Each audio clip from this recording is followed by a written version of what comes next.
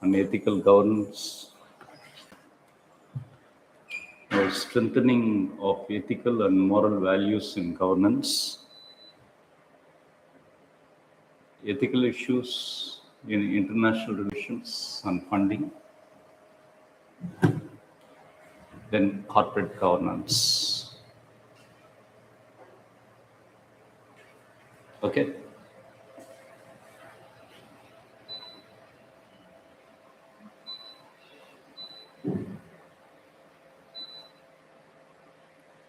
Are strengthening the ethical and the moral values in governance.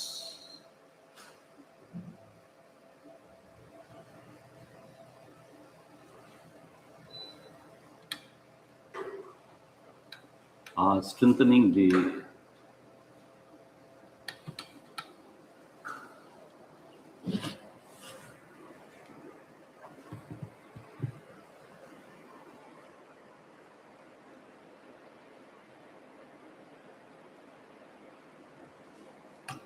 okay.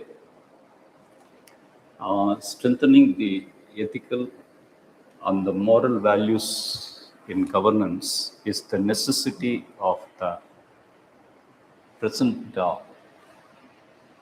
century. The necessity of the present century. Because the 21st century represents certain challenges.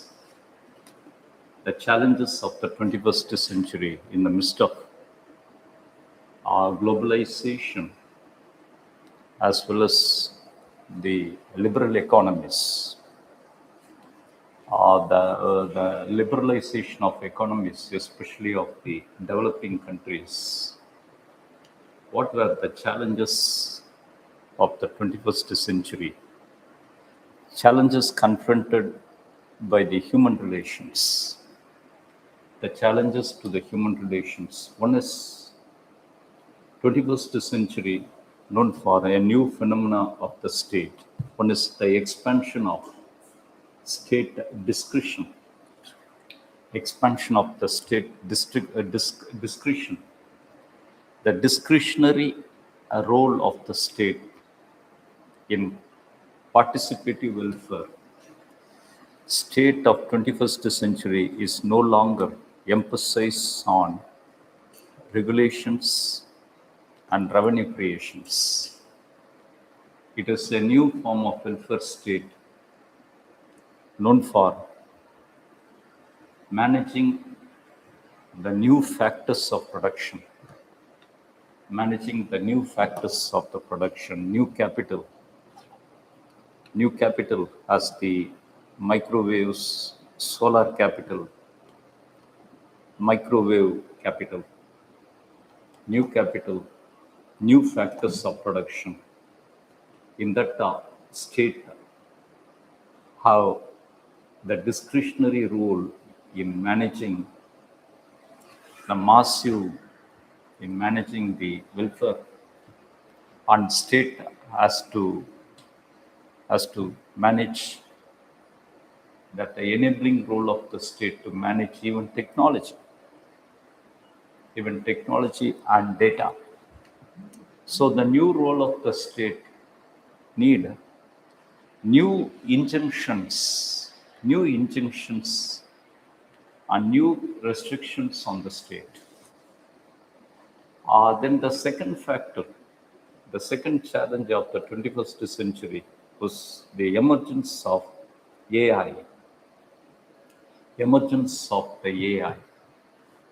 AI emerged itself as a new manager of the socio-economic sphere. AI emerged as a new manager. It was AI algorithms which emerged as a new manager in the socio-economic life, known for its non-human future of the birth. AI is known for the non-human point of non-human point of management, in which the human factor is completely missing, but managing the human life. So it need to guard, it need to guard, it need to infuse the human flavor into the role of AI. That is the second challenge. Then the third one is 21st century known for greater pressure on resources, natural resources, management of natural resources due to the man-made disasters, the man-made impact led to depletion of the groundwater, as well as the ecological disruptions, a greater ecological disruptions and the spillover effect of that disruptions. The great ecological disruptions and the spillover effect like the pandemics and others. So it was the intense resource scarcity as the major challenge, in which the ethical management of resources is the need of our ethical management of the resources. That is the third important challenge of the 21st century. Then the fourth one is that means fourth one is to, it's a challenge of inclusiveness. Challenge of inclusiveness, because the liberal economic systems and its interdependent futures, the interdependent economies highly influenced by the market, So there need a balance, an ethical balance between the market growth and the ethics of equity and compassion in distribution of the market, fruits of production. So these were the composite challenges which are unprecedented in intensity, in which the ethical governance, in which the necessity of ethical and the moral values in governance is the need of our, the necessity of ethical and the moral values of governance is a need of our to achieve the objective. Objective is of sustainable development. The sustainable development in a universal scale based on the equity between the national economies, equity among the national economies. So these were the challenges of the 21st century that you have to focus in the necessity of any answers, understanding the challenges of the 21st century. Or 21st. So it is a necessity of ethical governance. Ethical governance is a systemic alignment. It's a systemic alignment of, it is a systemic alignment of the public administration, natural resources management, public administration, natural resources management, and public welfare with the ethical principles of equity, fairness, with the ethical principles of equity, fairness, and social justice, and the social justice for a sustainable way of life, way of life. Ethical governance is a systemic alignment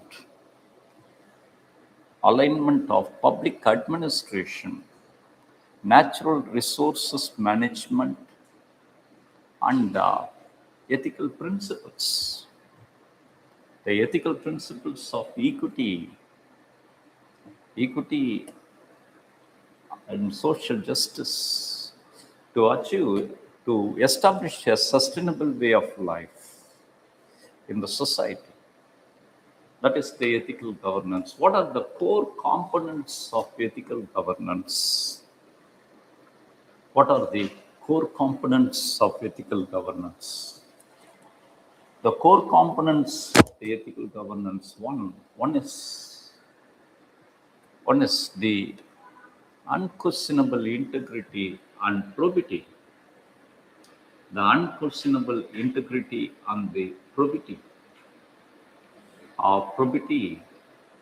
in public service, in civil service.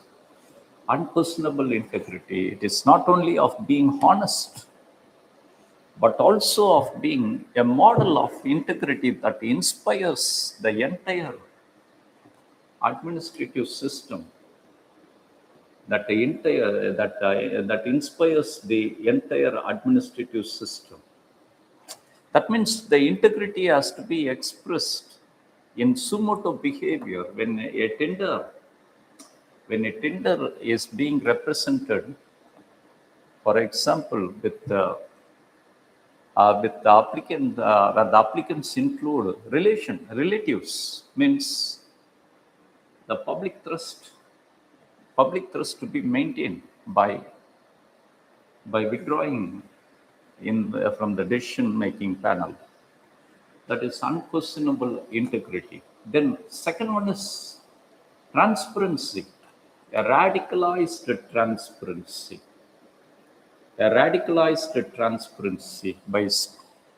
with the digital channels,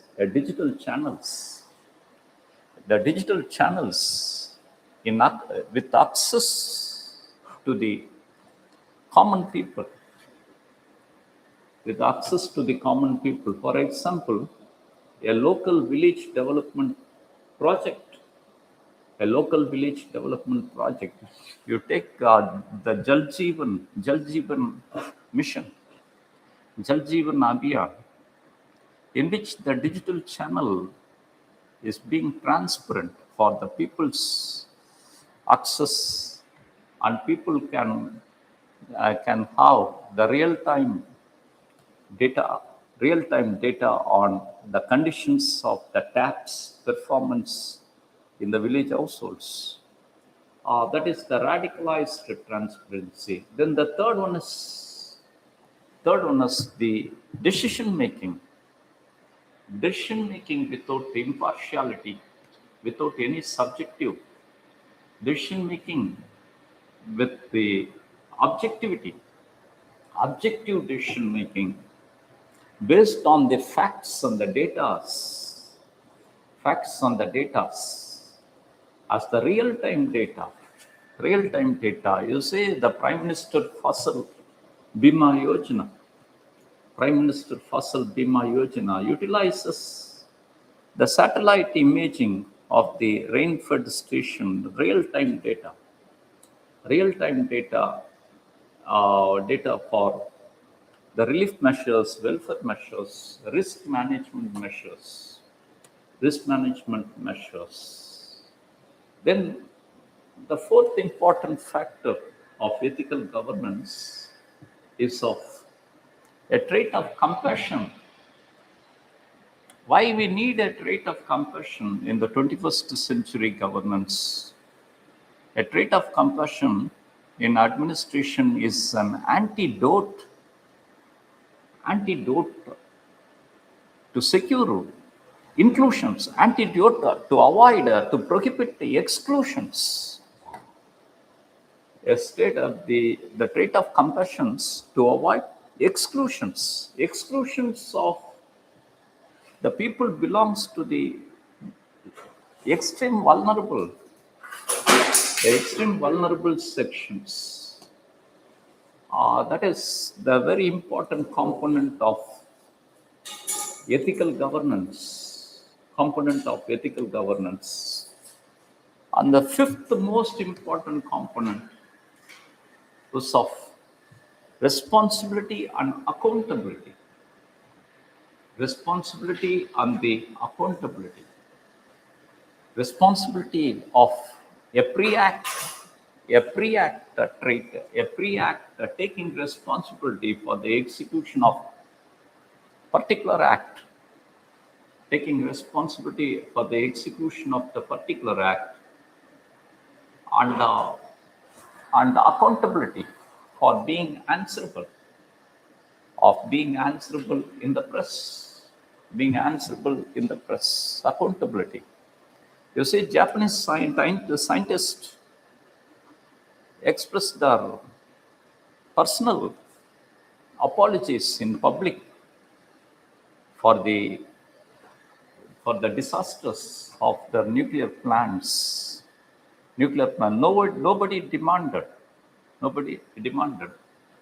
the disaster of the nuclear plant because of the personal factor involved in that. When the corruption occurred with the Ram Temple public contribution, the corruption performed by the lower staff, in which the chairman and the board members has taken responsibility and resigned. So these are the core components of ethical governance. What is ethical governance? Ethical governance is a systemic alliance, a systemic alignment between public administration, natural resources management with the ethics, with the ethical principles. That is the ethical governance. Ethical governance is the necessity of present 21st century conditions. The present 21st century conditions known for discretionary role of the state, known for non-human futures of AI, role of non-human futures of the AI. You see, if if AI involved in selection, it will select a certain candidates based on its data learned criteria. As the machine learned, it select. But only the human can execute the protective discrimination of particular applicant is having the structuralized disability, So that is the human factor. Once act completed, for a doctor, patient would say, "Thank you," a human factor. But which patient say to, if it was done by AI, it was of robot, patient no need to say, there is no need to say the thank you, because that means the role of AI, the law of automations led to decay, led to fading of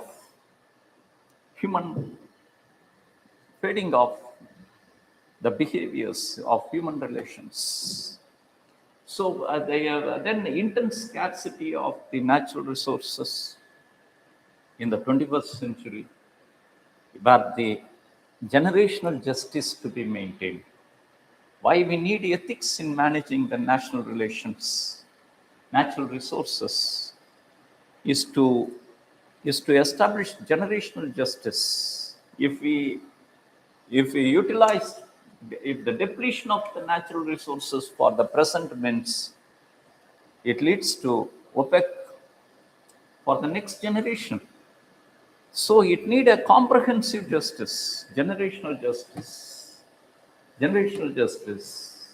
then complex, that means inclusions of multi-stakeholders. So for this need, ethical governance is a need of our in the 21st century because of the problems and challenges are unprecedented. Then what is ethical governance? It is a systemic alignment. Then core components of the ethical governance. Core components of the ethical governance. Components of the ethical governance. That is the strengthening of ethical governance, in which the Administrative Reform Commission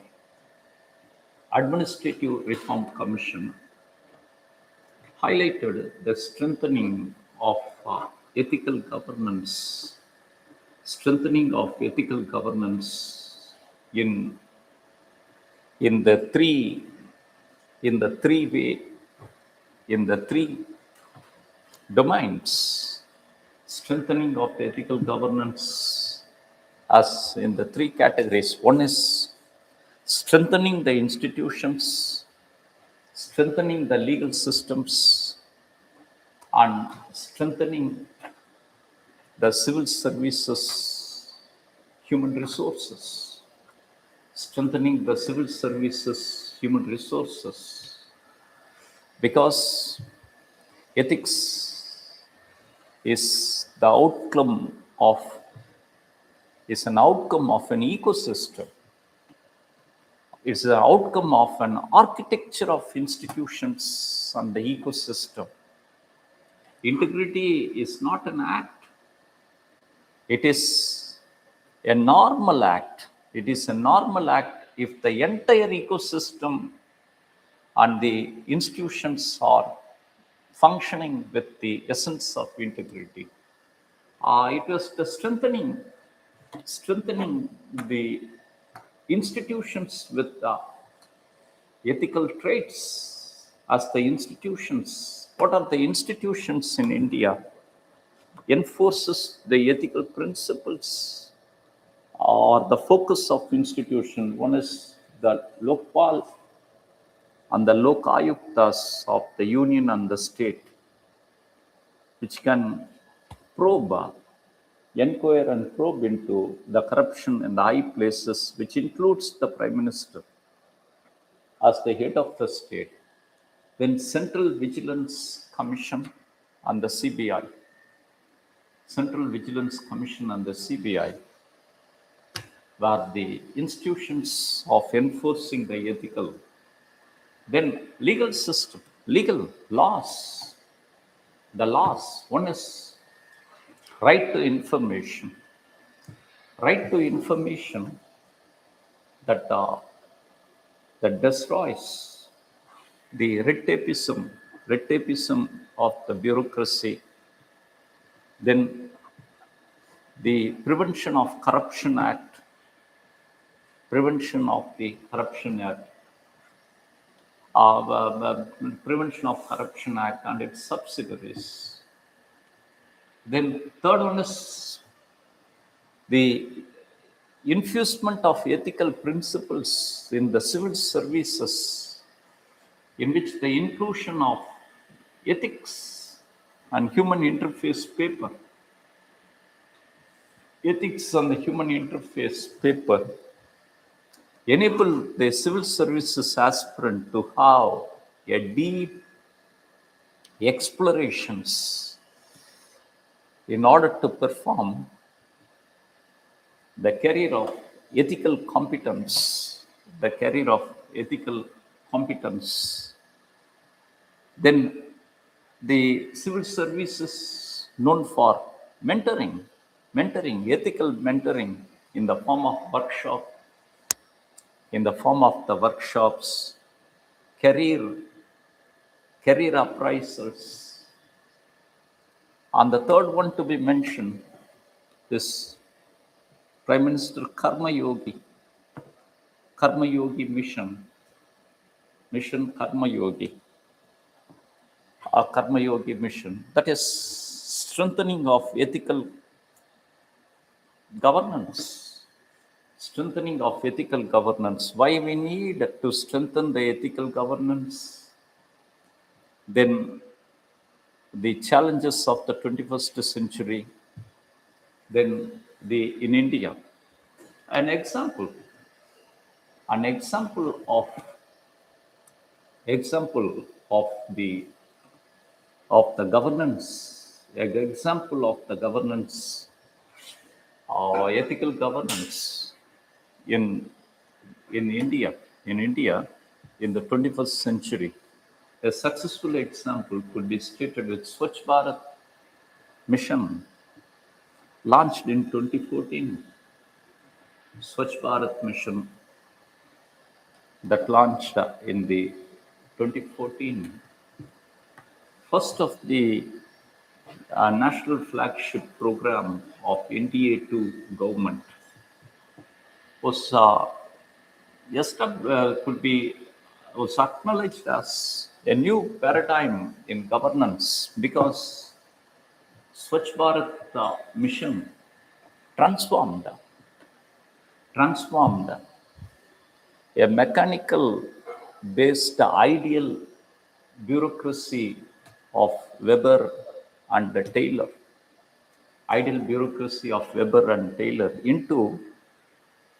into a value driven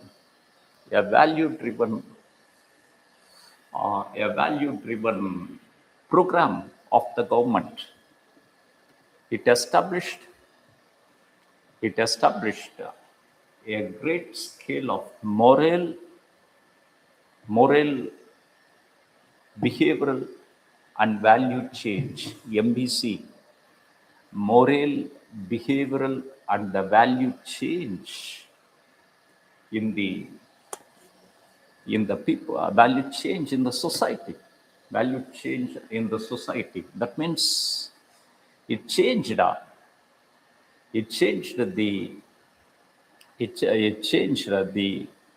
the notion of cleanliness into the morality, in the morality of sanitation and hygiene,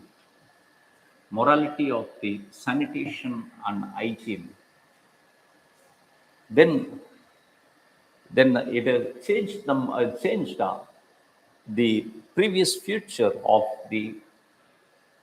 based on mechanical system in the allotment, and all was changed into moralities of peer group persuasions of the peer group and the state persuasions to have a dignity of life,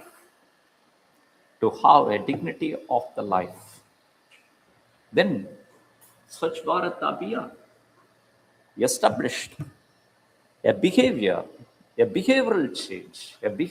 change in regard to toilet behavior, a behavioral change of previous mechanical physical toilets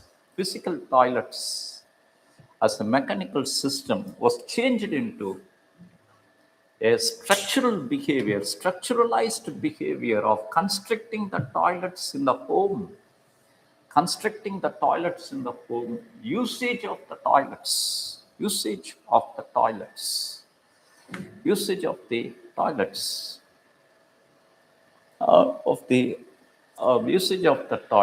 Then the third one is Swachh Bharat Abhiyan established a change in the values, in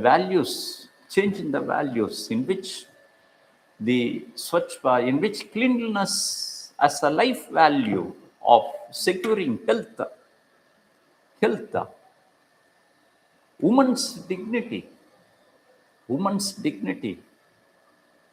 health and children's health, woman's dignity and the children's health. And Swachh Bharat Abhiyan also established a social capital, capitalized by the successive schemes as Swachh Garkis as the social workers, social workers, Anganwadi workers, social workers and the Anganwadi workers.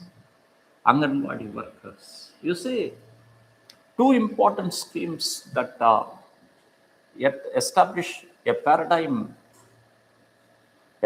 shift. Two important streams in the post-independent India that we should have in our answers when the situation demanded. One was the one was one was of the pre-independent scheme, successful scheme, that was ICDS, Integrated Child Development Scheme of 1976, 1977, 76. ICDS. ICDS established a social capital of Anganwadi workers, social capital of Anganwadi. First of the scheme, ICDS, a scheme oriented to women, mothers, and the child welfare, established a social capital of the Anganwadi workers. ICDS as one of the successful scheme of the pre-global era. Then the second one is Swachh Bharat. Swachh Bharat as a scheme that established a social capital of the Sachgarkis and all. So this seems to be the importance of the importance of the ethical governance, strengthening the ethical governance in 21st century. Then corporate governance. What is corporate governance? Corporate governance is the way in which the corporate is directed and controlled. The way the corporates are directed and controlled can be stated simply as the corporate governance. Stated simply as the corporate governance. Corporate governance was actually the genesis of the corporate governance. The genesis of the corporate governance was of the genesis of the corporate governance was of the committee, that is the Adrian Cadbury Committee. Adrian Cadbury Committee of 1992. 1992 in United Kingdom. To probe into the issues, the corporate issues of scams and the corporate failures, in which it was Sir Adrian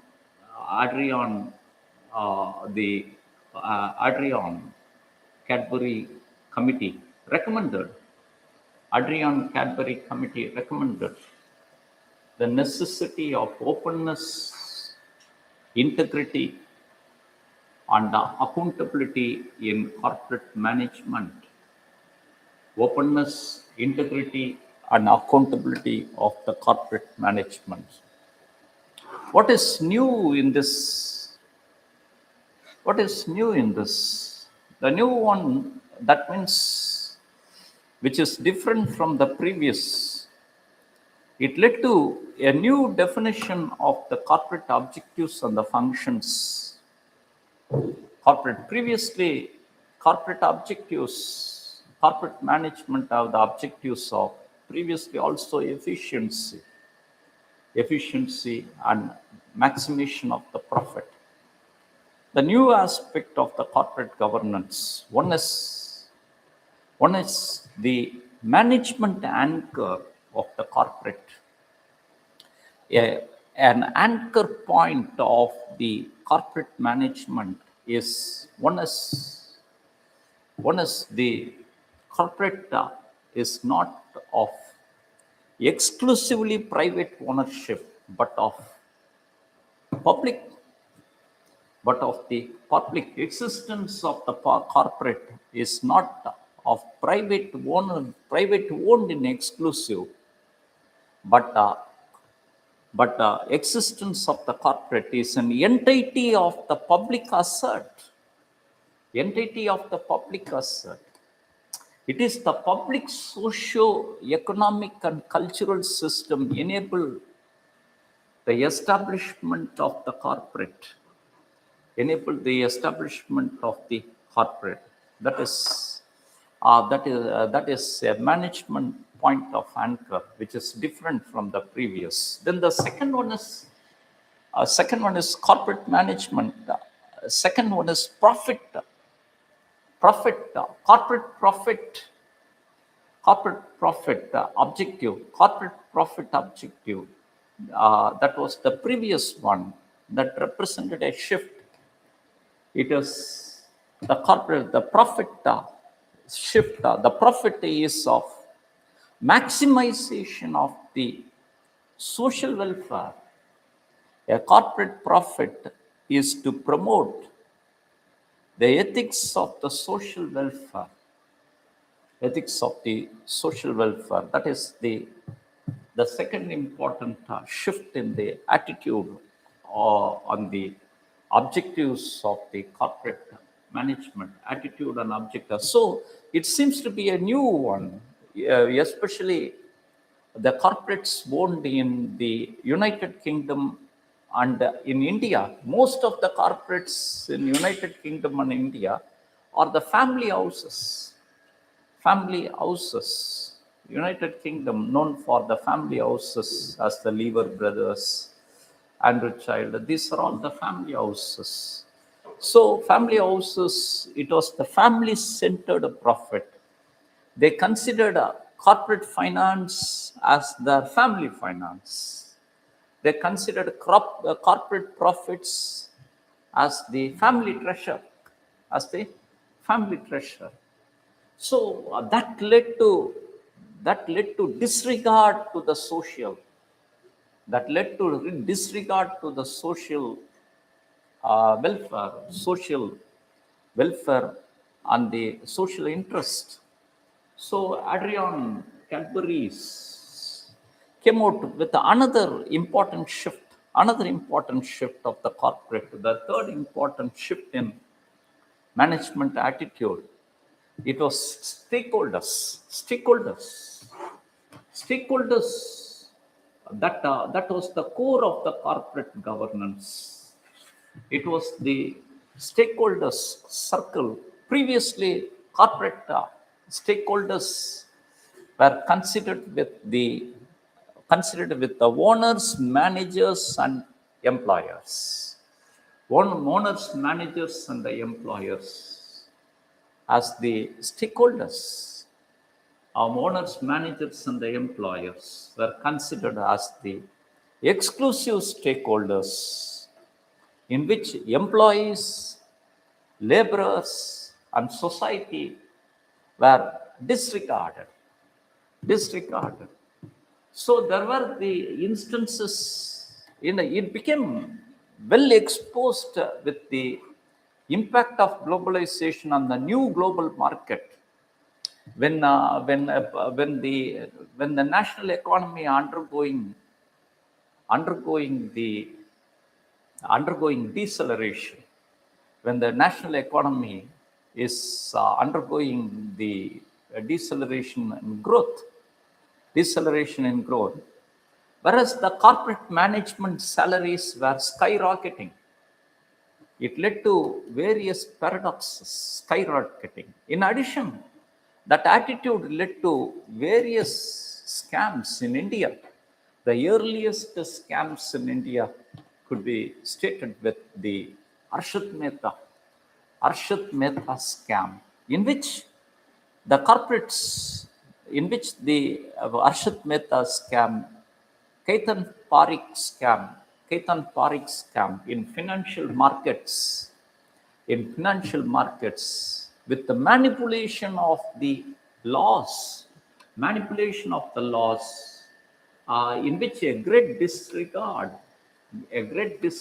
to the shareholders, especially the small investors and the shareholders, never considered as a part of entity. So these were a shift in the anchor points of management. Considering the corporate as a public entity, then it is not the profit maximization as the cornerstone of objectivity, but of the social welfare. Then the third one is extending the stakeholders. The stakeholder components sections of the corporate management. Any management decisions should regard the interest of the shareholders, employees, consumers, community environment. You say a problem occurred in India at the time. That was of the corporate fraud allegations on Dhirubhai Ambani of the Reliance.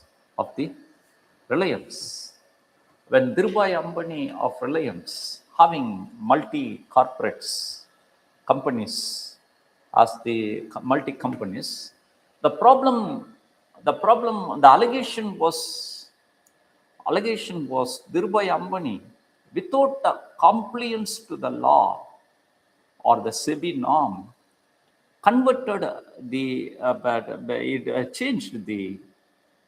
changed the non-convertible debentures into convertible. Debentures are the debt instrument given by the corporate. That is debentures. Debt instrument given by the private. Government cannot represent debentures. A debt instrument of private. Debentures are two categories, that is convertible and non-convertible. Non-convertible, that means debentures cannot be bond. Debentures is a debt. Debt instrument cannot be converted into equities, converted into the equity shares. That is non-convertible debentures. Where the investors, more and more investors in the non-convertible debentures. When Reliance India is functioning, Reliance India is in cumulative in revenue, a greater mobilization in the market. Share values are increasing.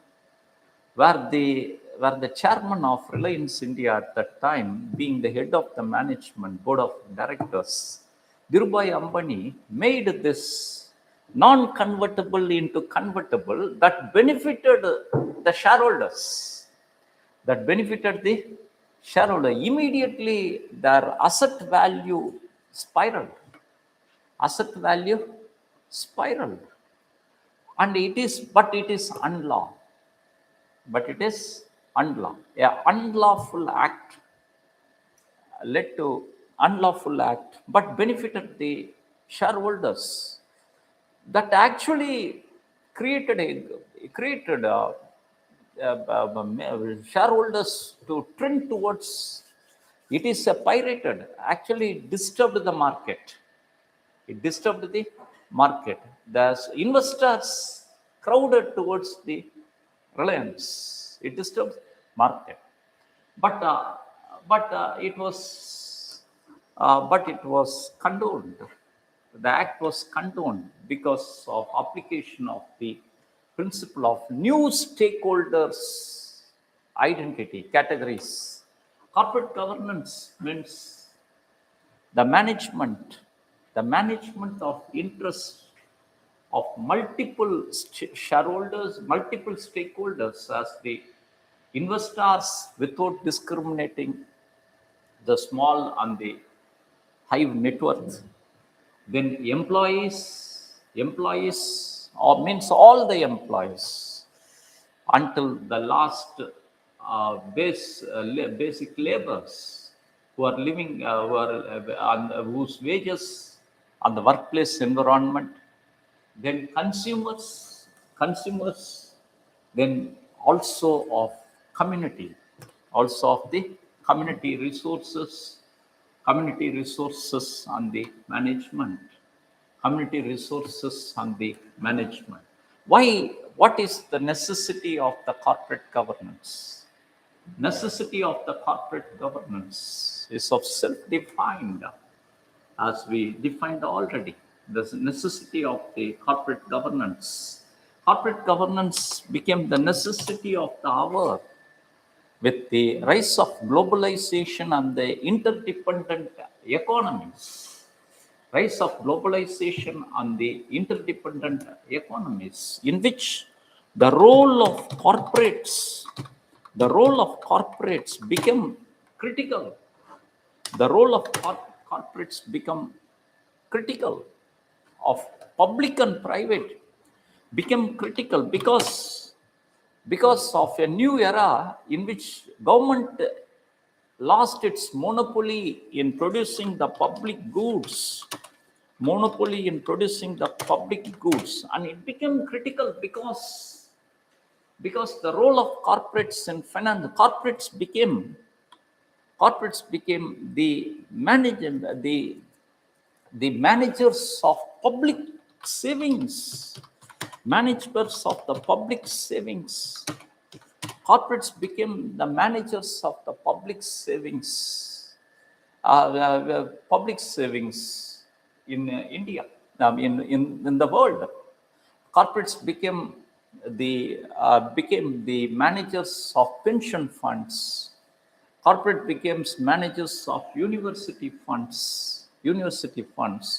So in the era of the contagion effect of financial crisis, in which the global financial crisis of 2007 to 8 resulted in bankruptcy of major financial corporates like the Lehman Brothers. So corporate assets was no longer a private assets, no longer a corporate asset in exclusively, but of public asset, So highly critical one. So it need the government, it need the regulations of government control as well as self-restrictions and prohibitions, which need the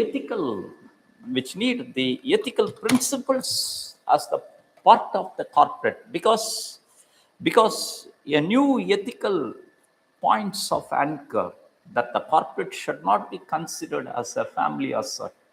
It is a public asset, and corporate exists to cater the needs of public welfare.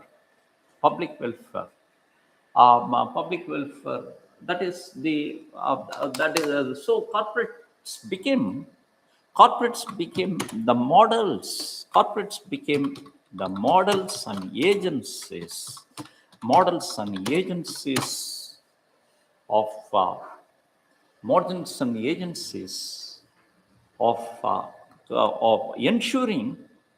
of ensuring the critical aspects of the human relations,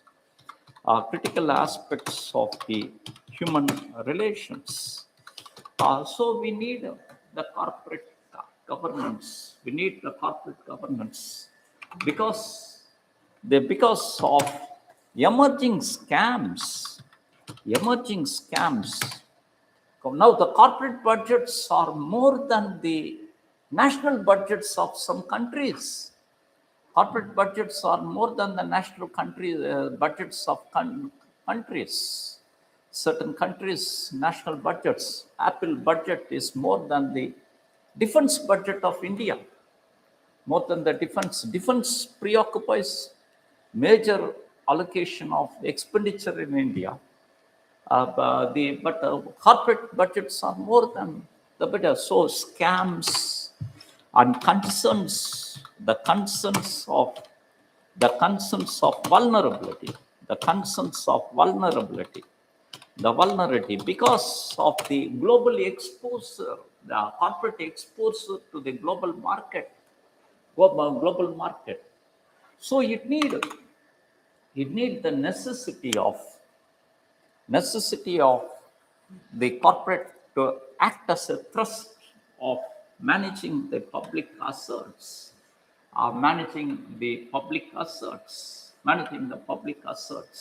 What are the characteristic features of the corporate governance? The characteristic features of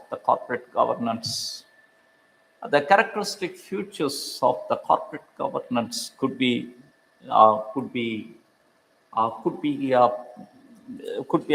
examined in the two categories. One is it's the management structure, the structure of management. It's a management structure, and the values, management structure, and the values in the management objectives. Management structure of the corporate, in the mostly with the management in regard to decision making. The prime characteristic features of the corporate the governance was of the decision. The highest one, there should be the difference between CEO, the CEO and the chairman.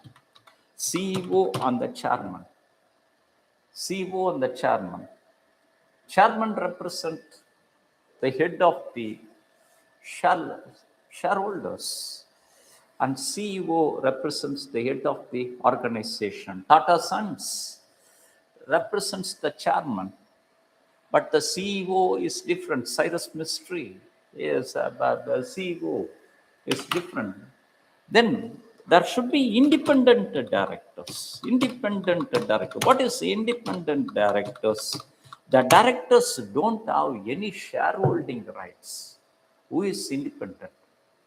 Directors don't have any shareholding rights, and who is they are called as the independent directors. Independent directors in the board of directors. Then the board of directors should be the topmost decision-making authority of the decisions, decision making. That is the prominent features, and the most prominent feature was transparency in the form of financial disclosures, transparency in the form of the financial disclosures through audits, the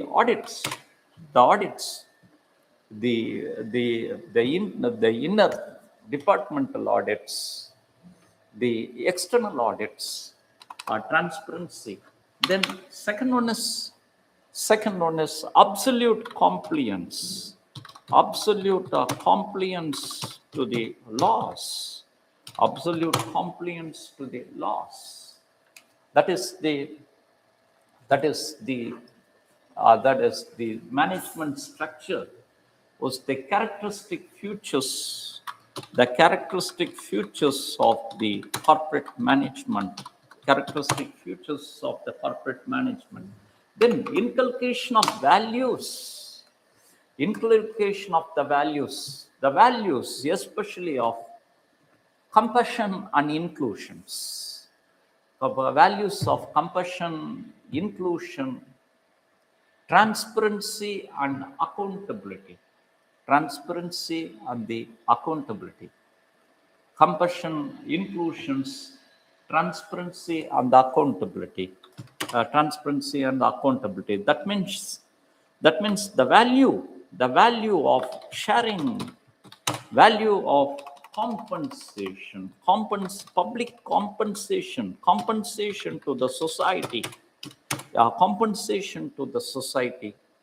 as the social responsibility,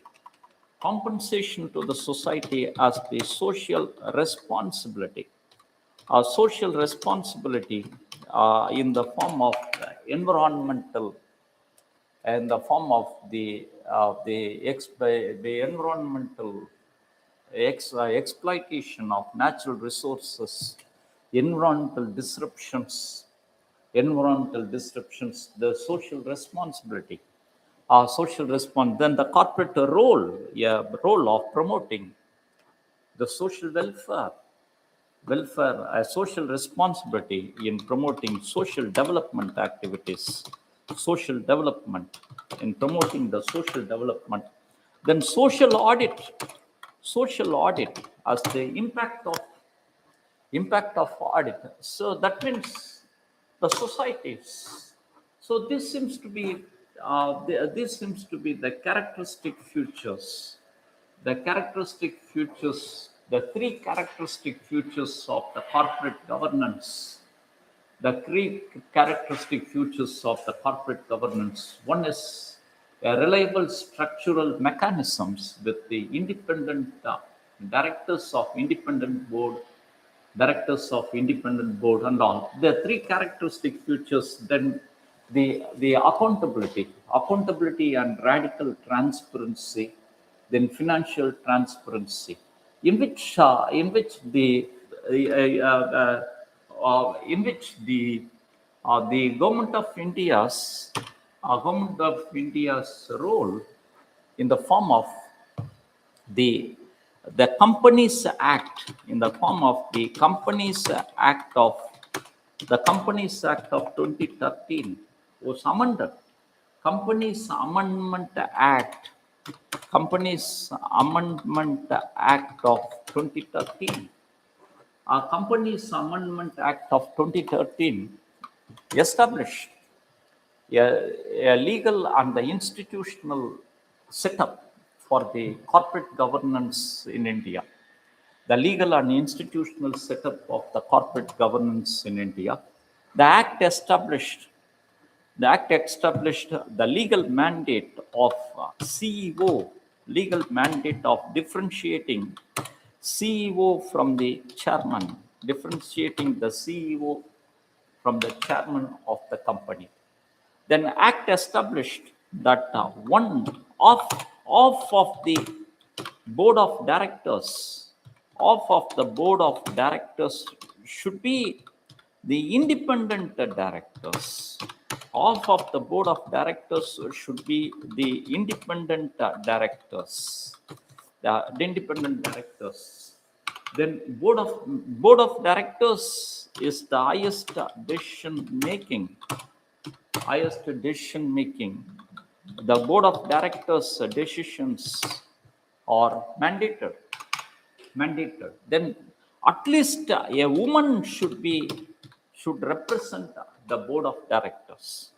The woman should represent a woman should be the part of independent directors in the board of directors. Then 2% of the book profit. 2% of the book profit. The 2% of the book profit. That means the profit before the final tax deduction. 2% of the book profit should be used for used for the government, the local society in the form of corporate social responsibility. Corporate social responsibility. Corporate social responsibility. That is the government of India's then establishment of SFIO, Serious Fraud Investigation Office, to inquire into the issues of the corporate frauds, serious fraud investigation office. What are the problems of the corporate governance in India? What are the problems? The problems of the challenges of the corporate governance. The problems of the corporate governance could be viewed with some of the scams. What are the corporate scams? What are the major corporate scams of India? In the 21st century scam, the first scam to be worth of mentioning was the Satyam Computers of the Ramalinga Raju. Satyam Computers of Ramalinga Raju. The scam is associated with the Ramalinga Raju, associated with the issues of transparency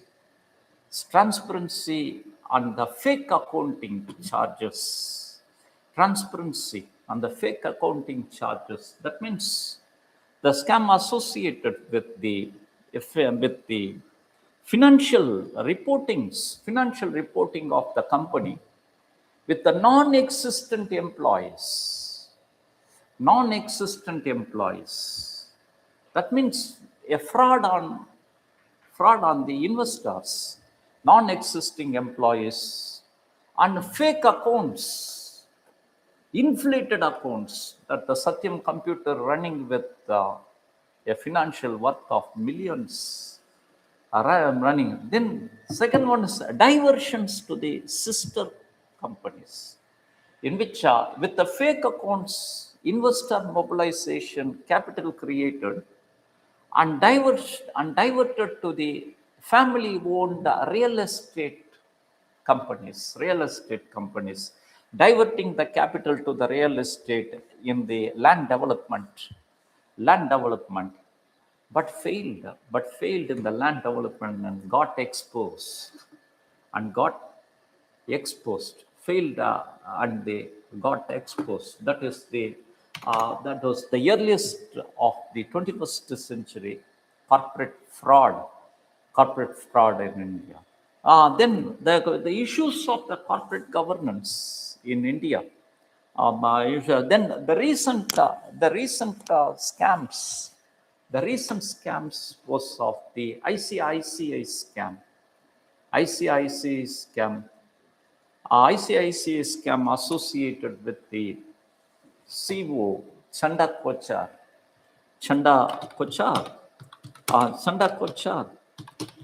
That means of Chanda Kochar as the corporate scam. Corporate scam was due to utility of the misuse of our official position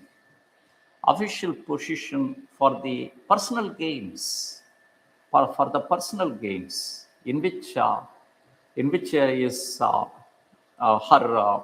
husband's company got a certain favor from the got favor because favor from a private entity, which got loans from the ICICI. On the recent one, and the most criticality of the corporate scam in India could be studied with the US 64 scam. US 64 is a scheme organized by public corporate at United India Insurance Company, in which the CEO, the managing directors of the company, decision. US 64 is a scheme of managing the pensions, managing the pension funds in the market, diverted the investments into the private private firms of failures that led to depletion of the pension funds became critical. And recent scam, the reason to be mentioned is the Baiju scam. The Baiju scam, the Baiju scam was due to the lack of transparency in the financial accounting. And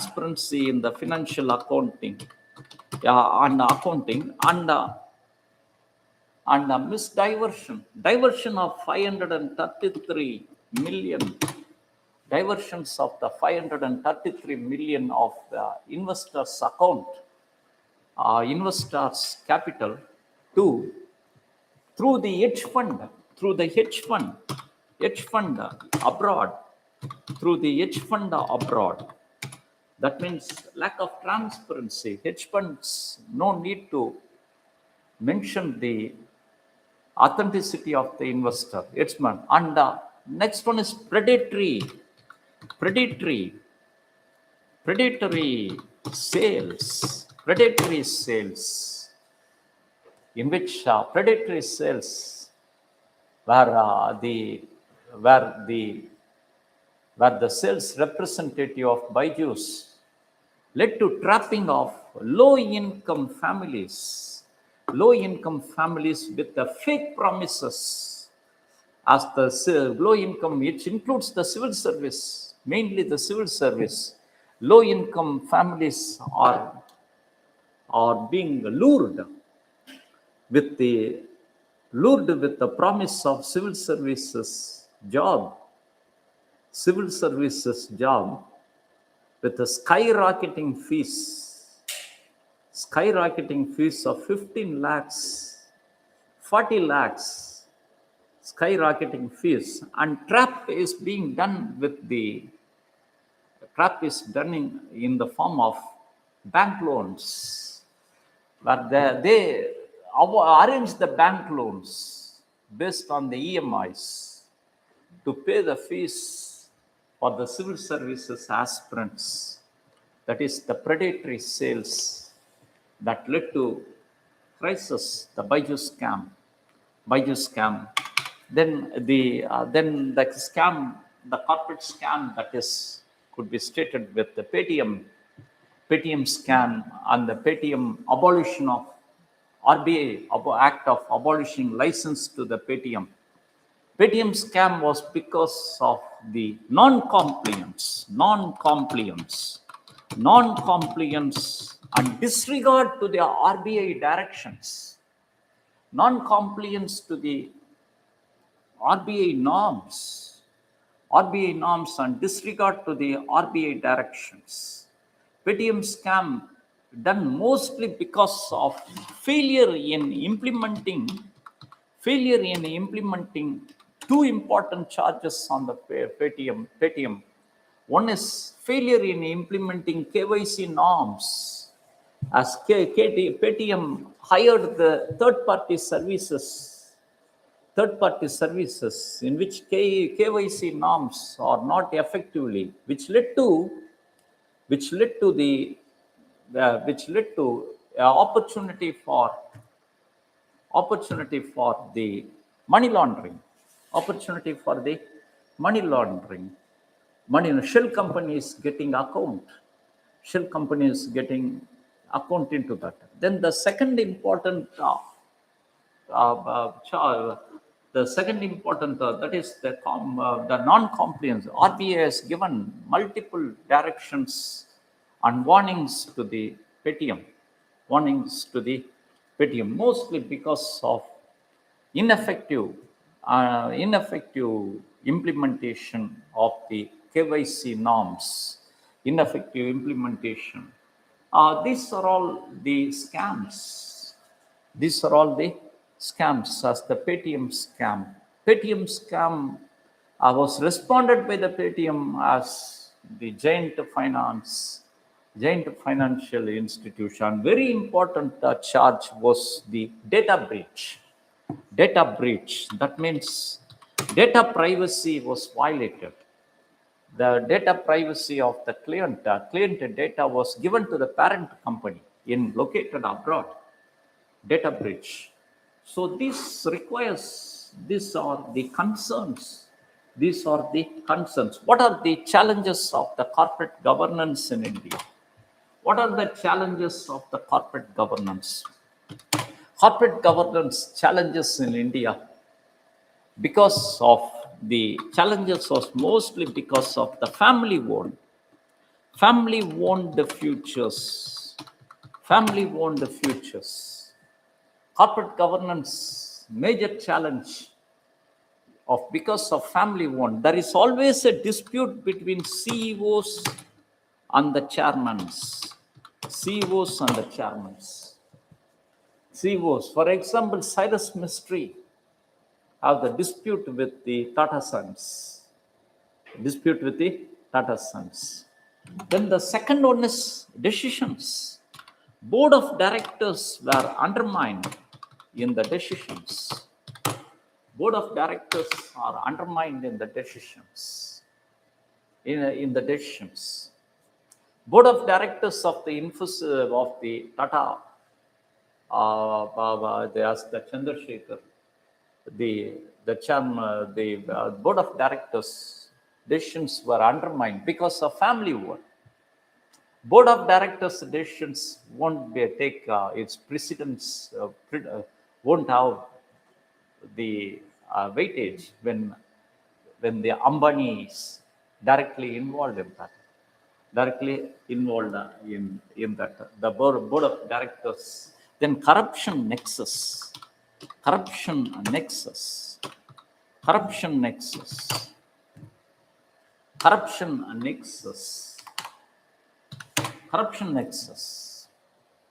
That is the corruption nexus in between the corporates, politicians, bureaucrats. That is a corruption nexus that led to dilution of the corporate governance norms in India. Dilution of the corporate governance norms in India. The dilution of the corporate governance norms. So this seems to be the problems in India that led to successive scams despite of control. Despite of the control. What is the significance of the corporate governance? What is the significance of the corporate governance? The significance of the corporate governance, major corporate governance, enable to restore trust. Trust on the corporates. Trust on the corporates. Trust on the corporates. The trust on the corporates led to trust on the economy. Trust on the economy in turn, especially in India. India became a destination of the startups and the unicorn only after the effective control of corporate governance. Corporate governance. Then the restoration of the threats. Then second, corporates now became the frontline leaders of development. The frontline leaders of the national development. Other than the economy, corporates became the frontline leaders. Now corporates became the frontline agencies of adopting critical technologies. Critical technologies, especially in defense and infrastructure. Yes, built on defense and the infrastructure. Defense. In the defense sector, it was the corporate's role in the form of the new weapons. Then hydrogen train is not possible without corporate startups role. And COVID vaccines, if you praise the COVID vaccines were the product of corporate, it was the corporate endeavor. It was the product of the corporate endeavor. So trust, then becoming agencies and the leaders of the national development. Then enterprise as the social utility. Corporate becomes the enterprise of the social unity. Then corporates as the agencies of sustainable development. Then the corporate governance able to restructure the organizational expenditure in the corporate. Restructure the organizational expenditure in the form of reducing the gap between highest salary to the lowest. Then the austerity at the time of crisis. Salaries of the highest authorities are reduced, securing the low. Then the pleasant ecosystem for the shareholders. So these are the aspects of the corporate governance. What is corporate governance? Characteristic features of the corporate governance. Why we need corporate governance? Corporate governance in India, the structure of corporate governance, enforceable structure of the corporate governance, then the significance of the corporate governance. Then it was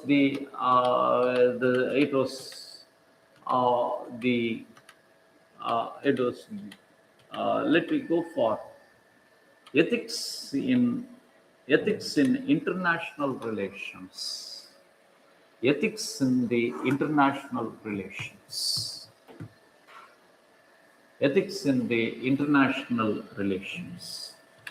Why we need ethics in the international relations? It the need of ethics, need of more emphasis on ethics in the international. Ethics, what do you mean by ethics in the international relation? Ethics in the international relations means the application of fairness, trust,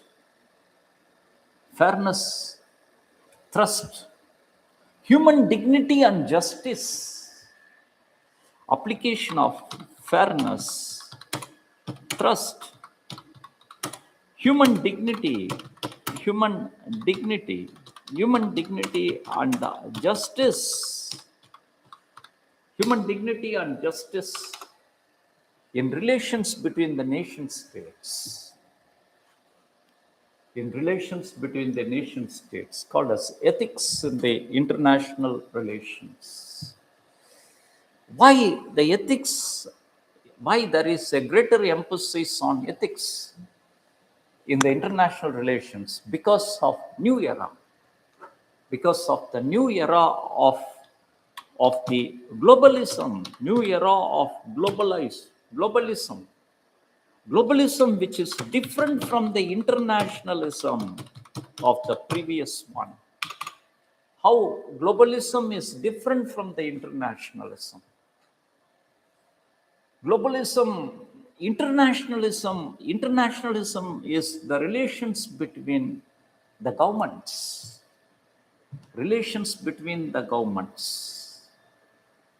Internationalism is operated with certain mechanical principles of transparent treaties, transparent treaties, and the obligations of the nation states. Obligations of the nation states. That is internationalism. But globalism is, internationalism is the interactions between the government. Globalism is integrations of government and the people. Government and the people. Integrations of the government and the people. On the government and the people. That is the globalism. Globalism. Internationalism is the output of industrial revolution. Industrial revolution in which the international relations were operated with the markets and the centers of resources. Markets and the centers of natural resources. But globalism is outcome of, is operated by information and communication revolution, not the industrial revolution. Information and communication revolution, it is not exclusive of the markets, but of the societies, and the human resources. So a new era of dealing with the human resources, societies, integrations, people, which means human factor that need a trust, fairness. The trust on a nation depends upon transparency. If India gives the promise, nationally determined obligations, it adds its weightage to implement the Paris Agreement, accepted. If the China given that promise, means the developed countries not ready to welcome, because Chinese establishment not operate with the transparency, So everything depends on the trust. It is the mistrust on the management of the Strait of Hormuz lead to re-escalation of war. It is simply not the competition for the resources between Ukraine and Russia, not the competition of resources, but is mistrust. If the Ukraine tomorrow promised that it never join NATO, means war would come to end. That is mistrust. Needs trust, fairness, and very important one is the human dignity and the justice. For example, climate justice. Developed countries utilized all the resources and polluted the carbon space, and asking a uniform parameter for the developing and poor countries. You don't pollute today. It's not justice. Why ethics is important in international relations? Because of the globalization led to certain factors of concerns, as one as global divide.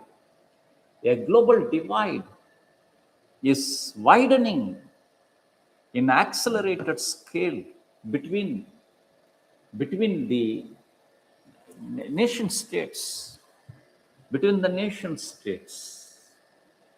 Then the exploitation in which the advent of interdependent economies led to the issue of global exploitations of the communities. You see, India is a bulk drug exporter, bulk drugs. Bulk drugs means any drugs of pre-tableted, That means they were throughout the OMR route, there are the pharmaceutical companies manufacturing the drugs of the Abbott. Abbott is US company. Abbott is the US company. Bayer, German company. So the companies that existed in US and Germany manufacturing medicine for their people in OMR, because they don't like to pollute their environment.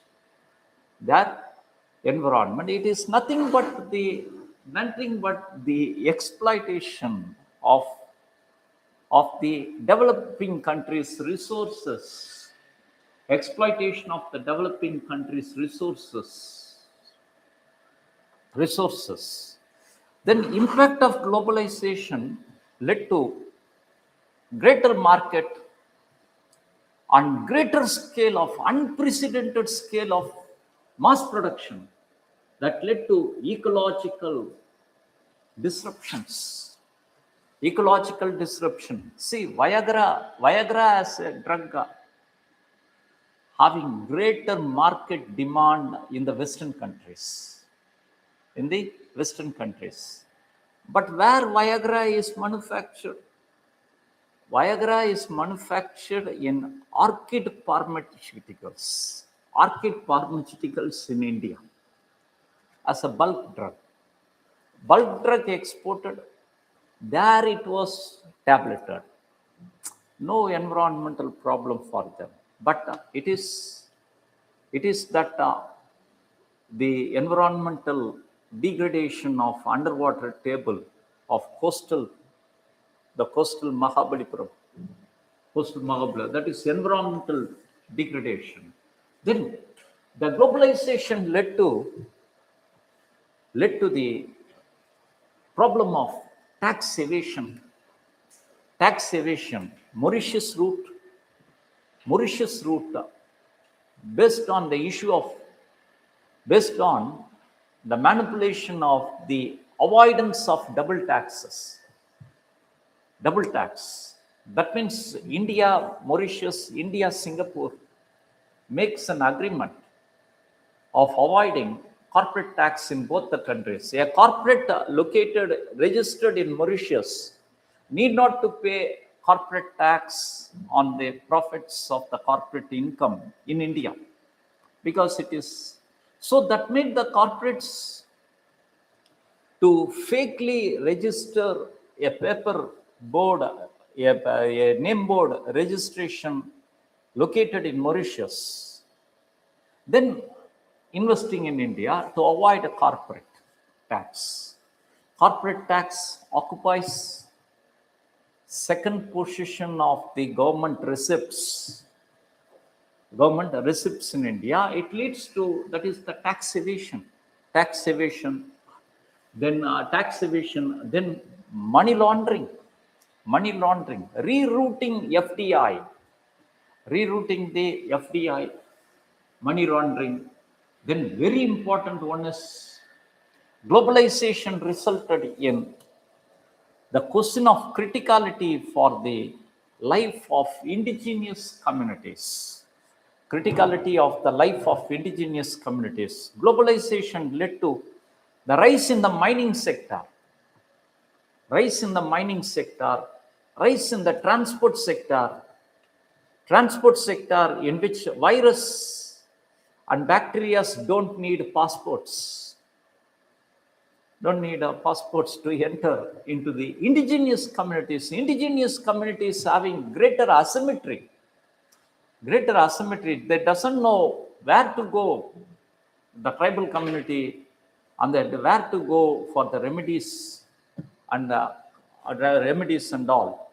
When Coca-Cola bottling plant established in Kerala, entire river polluted, villages water polluted with the mercury contaminations, led to neurotic diseases for the people. And the bottling plant was closed, but the problem still exists there. So that is the critical problems of distortions due to globalizations, distortions due to the globalization, distortions due to the globalization. Then ethics in the international relations, ethics in the international relations based on the four pillars, based on the fourth pillars, the four pillars of ethics in the international relations. Why ethics are crucial in the modern world? Why ethics are crucial? Why ethics became crucial today? One is management of global commons, Antarctica, Arctic Circle, management of the global commons, especially the open seas, deep oceans, atmosphere, in which unbridled utility of the global commons leads to tragedy of the commons. Tragedy of the commons. Then second reason why we need ethics in the international relations is of interconnected nature of the global problems. Interconnected nature, as the climate shocks rise in the frequencies of the El Nino, then the financial meltdowns, financial crisis that affect, then pandemics, transnational cyber warfare. Three reasons in which ethics in the international relations became a need of hour at the time of globalization or in the 21st century. Three reasons. One is the human to be the steward of the global commons, managing the global commons for the global benefits. It's important. Then second one is interconnected nature of the global problems. Then the third one is an aspiration for the need of everlasting peace and harmony. Everlasting peace and harmony. True peace is not of temporary nature. There should be a everlasting peace. Everlasting peace shall be made on strong foundations of ethics. Strong foundations of ethics. But ethics in the international relations is not a new phenomenon. It exists right from the ancient times. You see, right from the ancient time, it is the Arthashastra, in which Rajamandala theory of Arthashastra's Rajamandala theory emphasize the universal ethics of trust, as prerequisite for Yoga Shema. Arthashastra states that a thrust and the balance of powers are the part of Rajadharma. Rajamandala, that means the theory of balance of powers, where the states of Arthashastra viewed as circles. Relations should be based on balance of powers and circles, balance of powers and the thrust. Then then the balance of that, not only Arthashastra, it was the ethics promoted by Machiavelli, then the Western scholars like Aristotle and all. Then the Universal Charter, the UN Charter of 1948 laid foundation for ethics, UN Charter on Human Rights, as the ethics of the human dignity to be followed by every nation, a human dignity, where the UN Universal Charter on the Human Rights of 1948 established human rights as a floor on which all the rights of nations to be discussed. Importance here is it given priority that the human rights is more important than the national rights. National rights are more important than the community rights and the family rights as the human rights. Then further charter, the UN Charter expanded to the rights of human dignity to the woman, rights of the human dignity to the woman, and unprivileged sections of the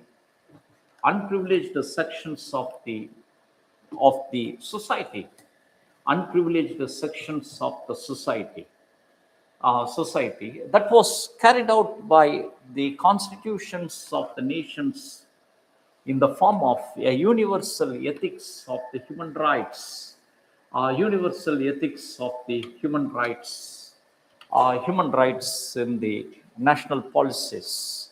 That is the ethics in the international relations. Ethics in the international relations represents a shift in emphasis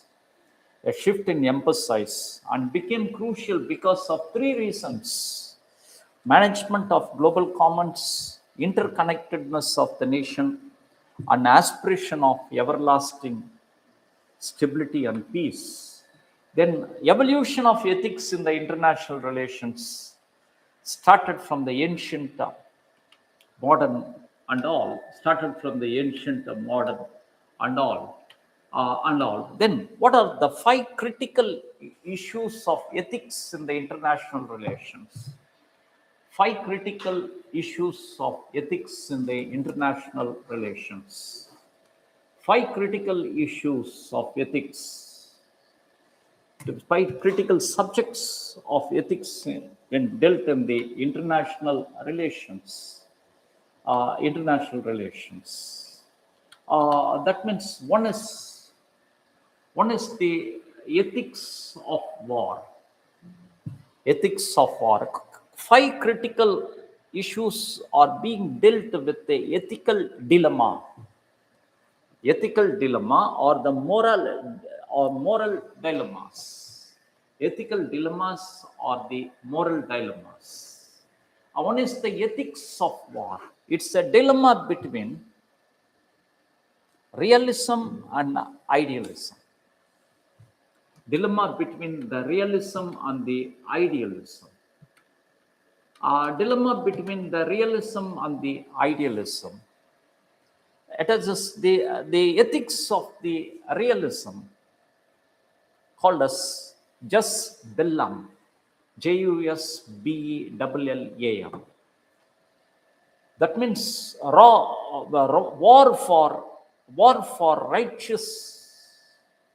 as a righteous decision, war for righteous result. War for the righteous result. War for the righteous result as an ethic. War for a righteous result as an ethic. Whereas the dilemma in parallel to that is the idealism, the moral idealism, as the peace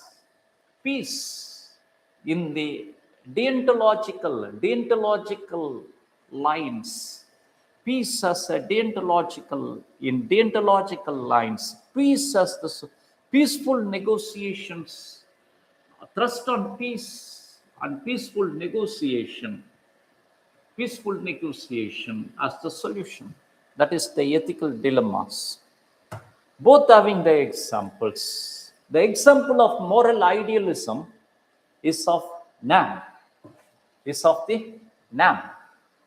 NAM principle of no military treaties, prohibition of the military treaties based on moral idealism, ethics of the moral idealism. Then ethics of the refugees is a dilemma, is a question of ethical dilemmas. The question of ethical dilemmas between the decisions in favor of the human dignity of the refugees, human dignity of the refugees and human dignity of the refugees and the national and the national sovereignty on the national stability, The dilemma is could be stated with the example of the Rohingya refugees, Rohingya refugees,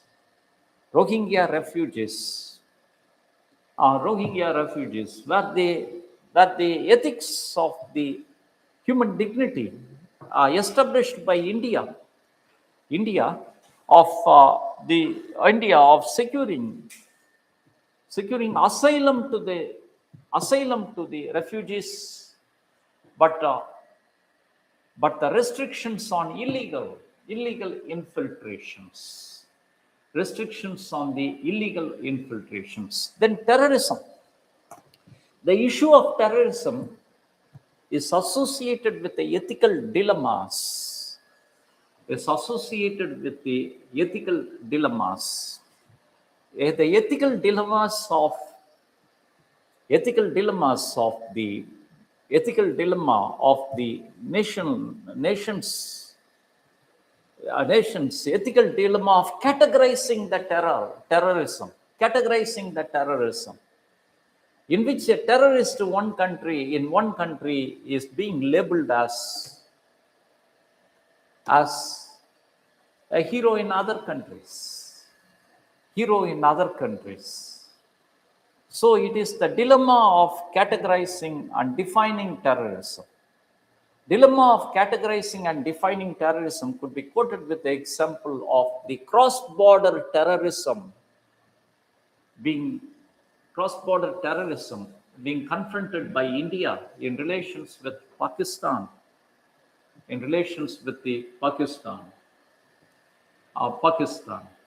Then issue of ethics in the international relations is associated with financial assistance, financial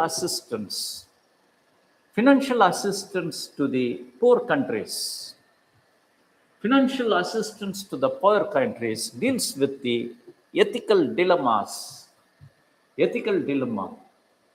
Financial assistance with the poor countries deals with the ethical dilemma, questions on the human dignity and fairness. Could be quoted with the Chinese program of the strings on pearls of debt assistance to the poor country, and failure to serve resulted in a long-term occupation presence in the deep ports, in the places of the mining resources. Hambatoda port in Sri Lanka, and in Chinese investment in Balochistan corridor with Pakistan. Then issue of climate justice. issue of climate justice.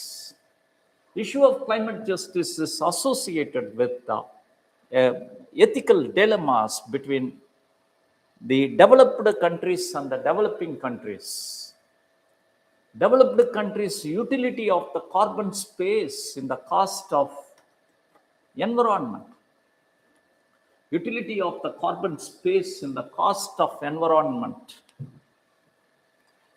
And forcing, and it led to a dilemma of application of emission reduction mandates equally. Emission reduction mandates equally. This dilemma could be elucidated with the principle of common but differentiated responsibilities. Common but differentiated responsibilities. The principle of common but differentiated responsibilities. Common but the differentiated responsibilities in which the issue of the climate justice. So 5 critical issues, ethical issues of ethics in the international relations. Ethics in the international relations. Then what are the essential foundation points of ethics in the international relations? What are the essential foundation points of ethics in the international relations? The foundation points of ethics in the international relations. What are the essential prerequisites of ethics in the international relations? What are ethical foundations in the international relations? What are the moral points to be promoted in the international relations? The anchorage points, that to be followed in any treaties, any negotiations of the international one. One is the human rights. Human rights as the prime. Human rights as the prime. Human rights as unnegotiable floor. A nation negotiating with other nations should have the respect of the human rights with the negotiators. Human rights with the negotiators. That is, human rights could be stated with the example of UN Charter of 1949. Then second, principle of peace and security. Principle of peace and security. Principle of peace and security. Then third, the anchorage point of fairness in trade and economy. Fairness in trade and economy. Then fourth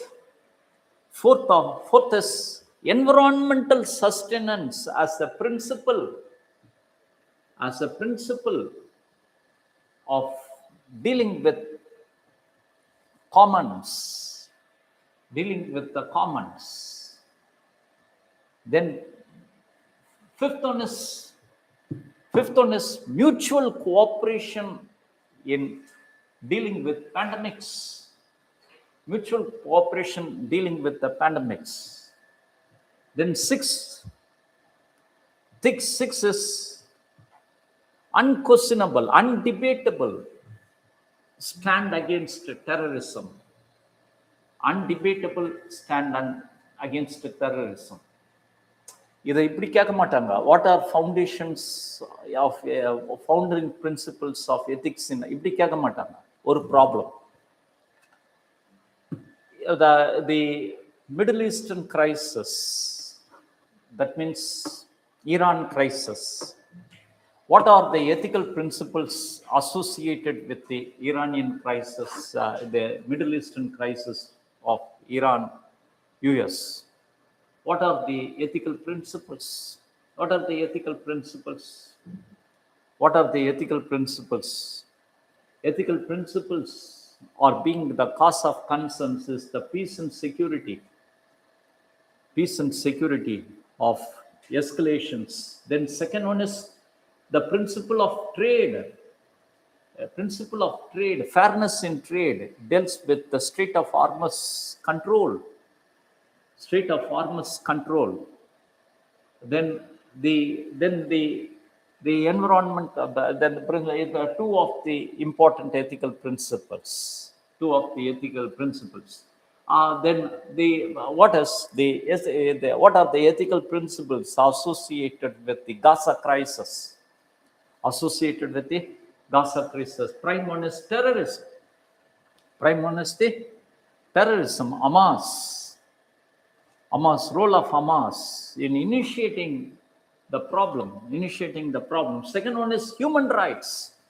Retaliations led to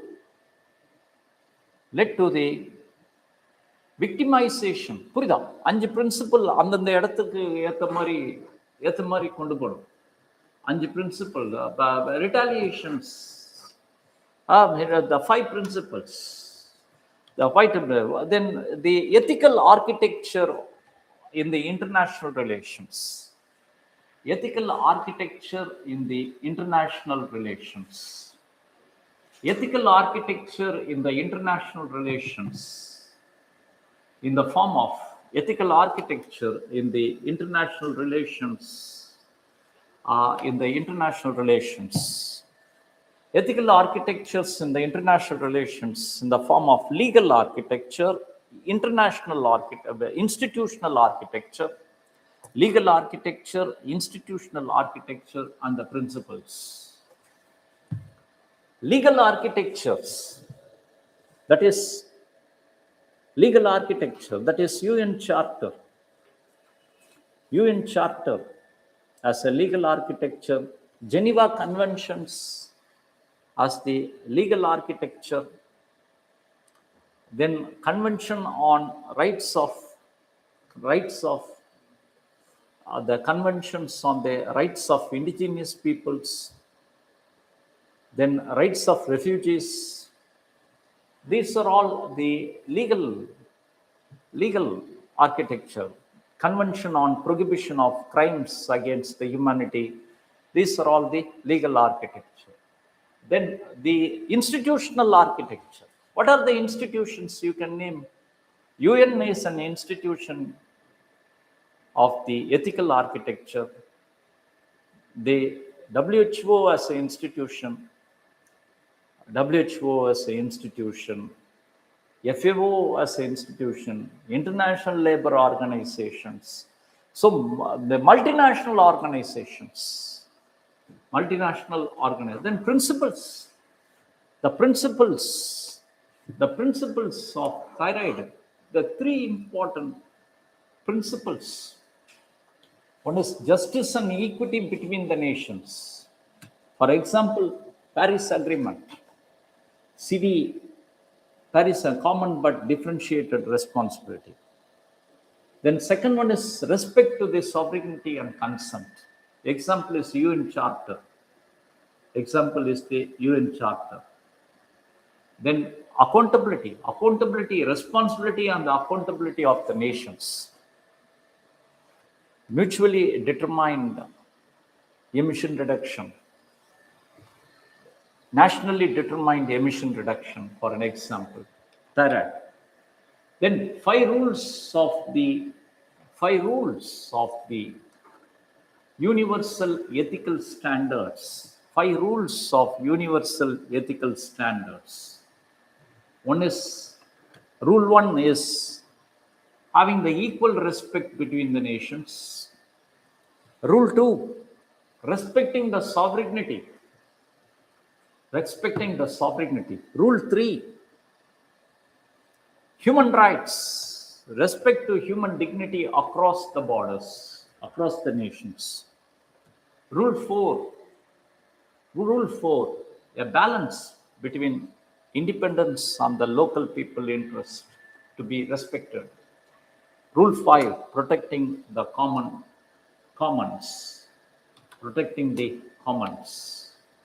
Rule 5, the protecting the commons.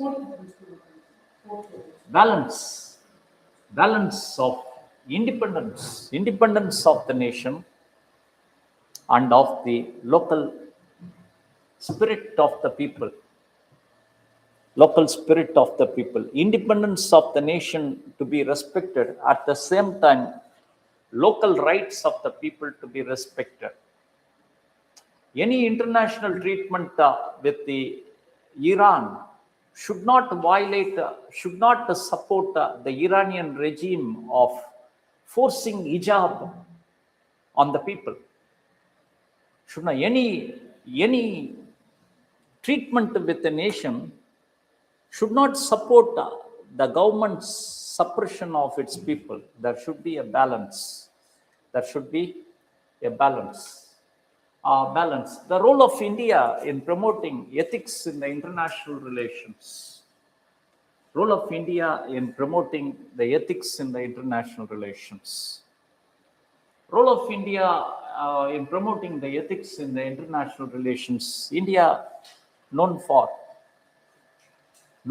the ethical spirit in the international relations. How India established its ethical spirit in the international relations. One is a history of non-aggression and invasion on other nations. A history of non-aggression and invasion of other nations purely of the colonial interest. Purely of colonial interest. India don't have the colonial interest on Ceylon, Sri Lanka. Don't have the colonial interest on the other. So it is not the interest of expansion. It is not the extra. The interest was because of trade interest, political disputes, and the trade interests. Then second one is emphasized much on balance of powers. Then third one is from the ancient times, it was diversity to the tolerance. Core of ethics in international relations fostered by the Indian civilization is the spirit of Vasudeva Kudumbakam. It was the Vasudeva Kudumbakam as the motivating spirit, guiding spirit of India's civilization in promoting ethics in the international relations. International relations, it was the constitutional direction, history and constitutional direction. India, from the time being known for the history of Vasudeva Kudumbakam, non-violence,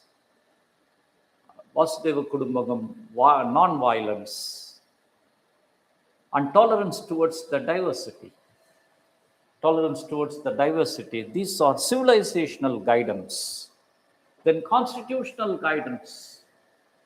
One is Article 51 of the Constitution that directs the state of India to promote the international peace, international brotherhood, international peace and international brotherhood, among the nations. Then Article 29 of the Constitution,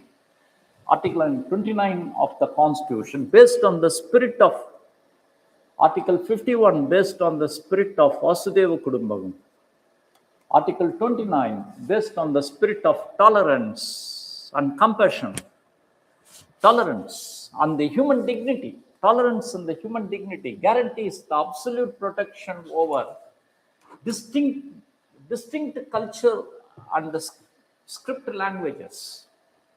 Distinct culture, script and language. That means the spirit of human dignity. That are guiding principles. Then that means civilizational directions, constitutional directions, then the policy the policy that is punch-shield, that is mutual respect to the sovereignty and integrity, mutual non-aggression, mutual non-interference into the internal affairs, then mutual cooperation for development,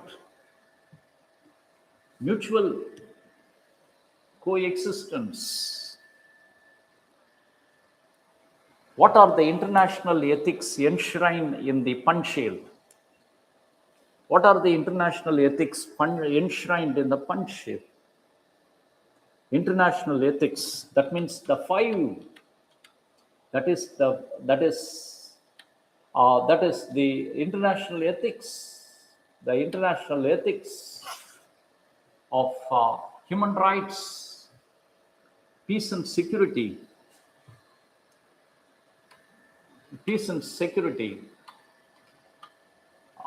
trade, that is the ethics of justice, sovereignty, responsibility, enshrined. How punch-shield guides the ethical aspects in the international relations for India. Punch-shield guides the ethical aspects of international relations in the form of NAM, policy relations. NAM must be policy relations. Then second one is NAM as a policy relations. Then Vasudeva Kudumbakam as the principal relations, policy relations, principal relations with the objectives. That is the aspect of ethics in the international relations. Why ethics in the international relations is important today? For the three reasons. Then three reasons. What are the 5 critical issues of ethics in the international relations? 5 critical issues of dilemmas, ethical dilemmas. What are the foundational principles of ethics? What are the value anchors of ethics in the international relations?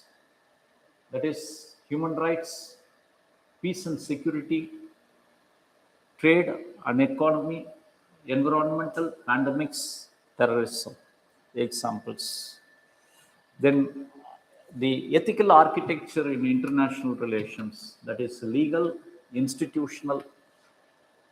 Then ethical architecture of international relations in India, ethical directions of international relations in India, constitutional principles, constitutional provisions, then policy provisions and law. So this forms ethics in the international relations. Okay, ethics in international funding. Ethics in international funding. Ethics in international funding. Okay. Nali Patla. 2 class, 2 class, Surikachar. Okay. இதெல்லாம் கேட்கறதுக்கு ரொம்ப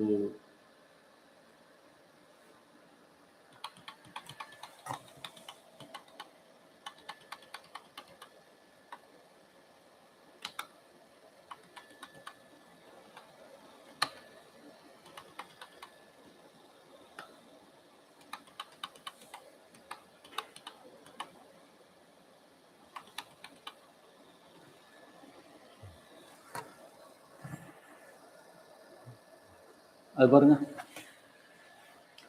Refugees 2021. Refugees should not be turned back to the country where they would face persecution of the human rights violation.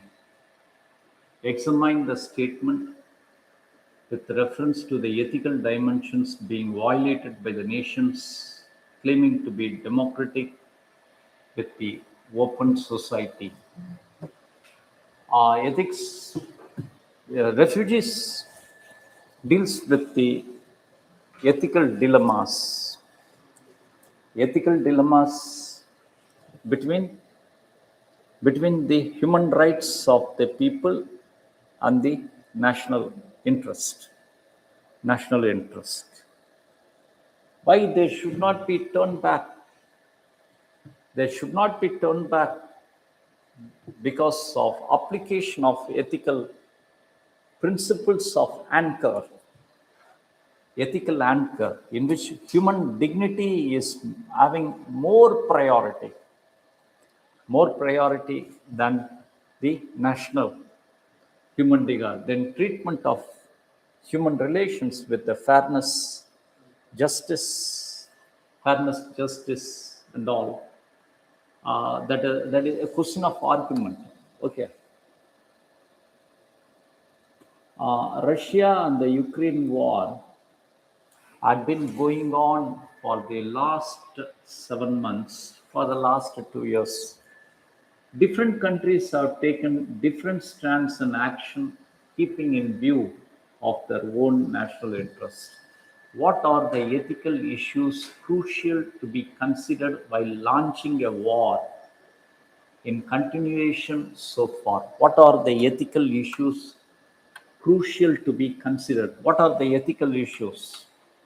What are the ethical issues that are crucial to be considered? Ethical issues to be considered when launching a decision. One is the issues of human rights, peace and security,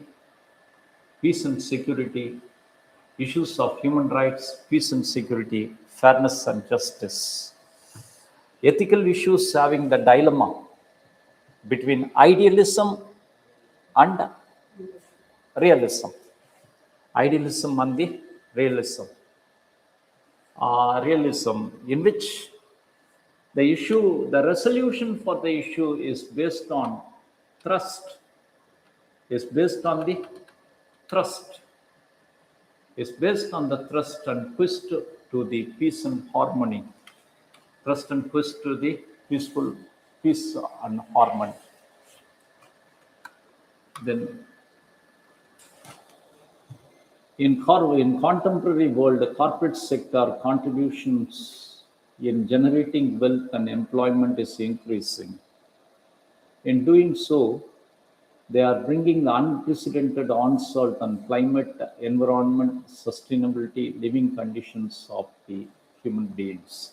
In this background, do you think corporate social responsibility is the efficient and sufficient enough to fulfill the social rules and responsibility needed in the corporate work mandated? See, when question is in highly paragraphic form, you first slice the separate the requirement of them.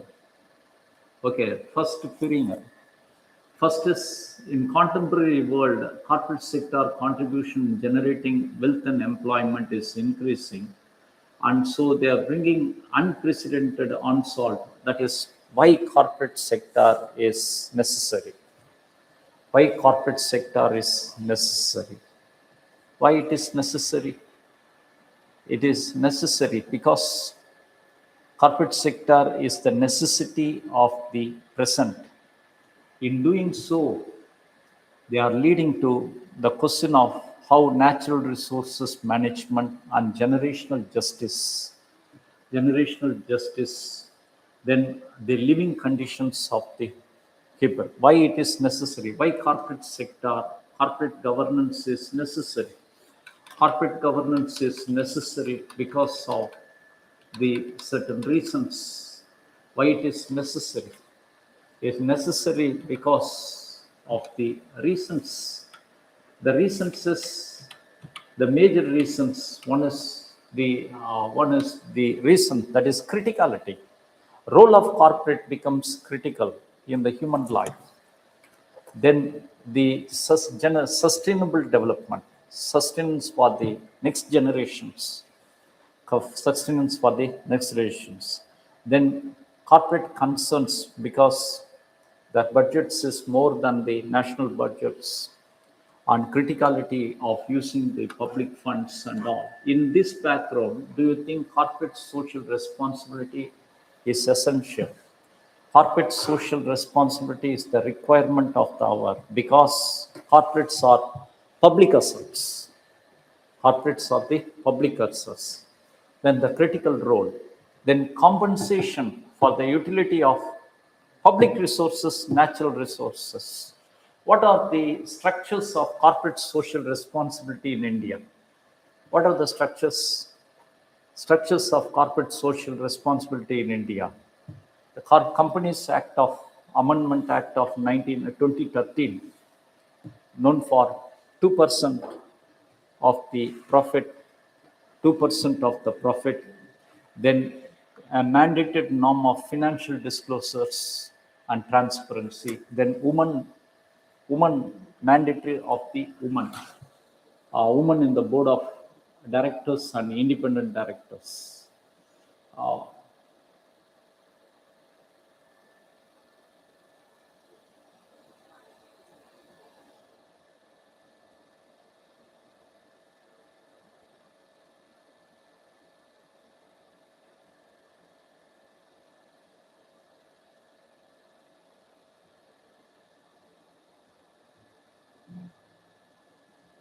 What do you understand by the terms governance, good governance, and ethical governance?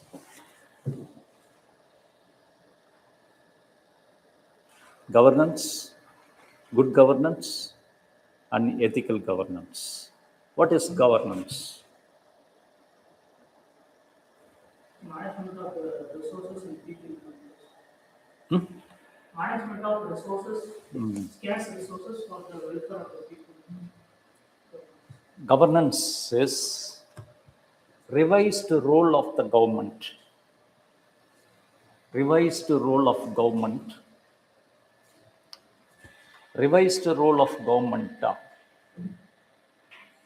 in the post-World War scenario.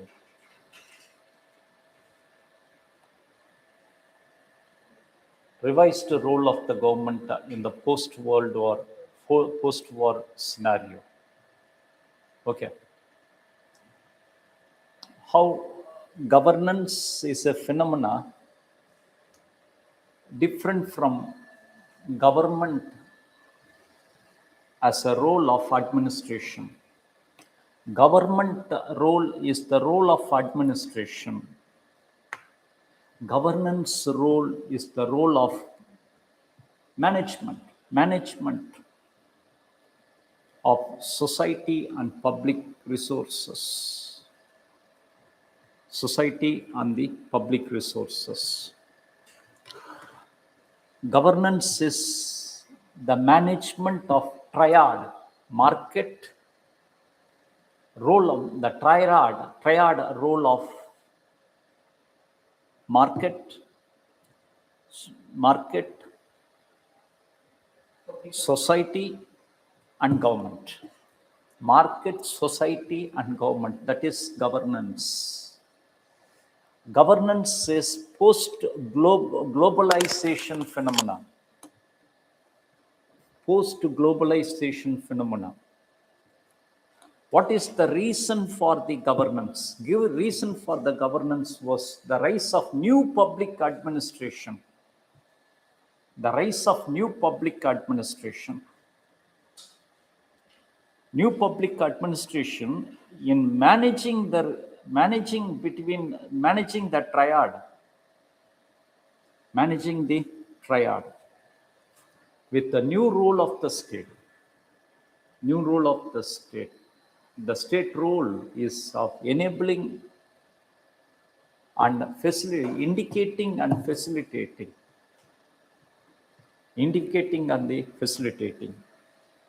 Governance is the outcome of Washington Consensus. Washington Consensus. The origin of the governance is of the Washington Consensus. Washington Consensus or the stipulations, conditions, credit conditions for the developing countries. Washington Consensus was the framework of developed countries with the credit conditions for the developing countries for structural adjustment credits, structural adjustments credits by the international institutions. By the international institutions. Actually, governance was the outcome of World Bank and the IMF. When the developing countries gone for World Bank and IMF, they made certain conditions, conditions based on liberalization and facilitation of the global forces that led to governance. That led to the governance. So governance actually born in the decades of 80s, where Washington Consensus mandated the African countries, started. That is governance. That's the governance. Then impact of governance. The impact of governance on the developed countries was in the form of first generational reforms. First generational reforms emphasized on structural adjustments structural adjustment facilities of IMF and the World Bank. So it was the structural reforms, sectoral, readjusting the structures as the industrial sector reforms, banking sector reforms, financial sector reforms oriented to liberalization failed. Governance failed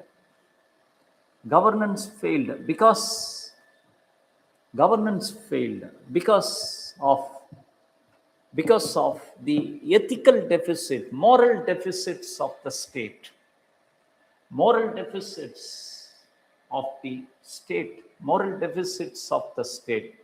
Governance failed because of structural deficits of the state. Structural deficit. What are all the developing countries having the deficits in their structure? That is human resources deficit, skill, human resources deficit, infrastructure deficit, and the investment deficit are the three deficits that led to failure of first generational reforms. Then led to good governance.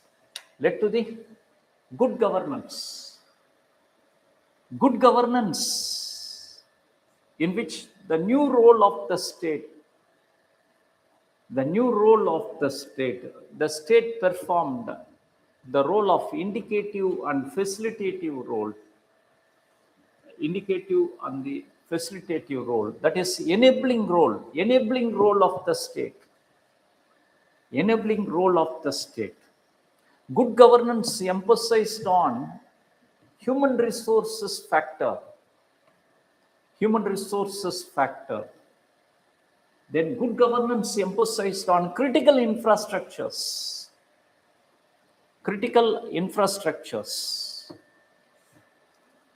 The critical infrastructures. Okay, the good governance emphasized on the critical infrastructure. Good governance emphasized on decentralization.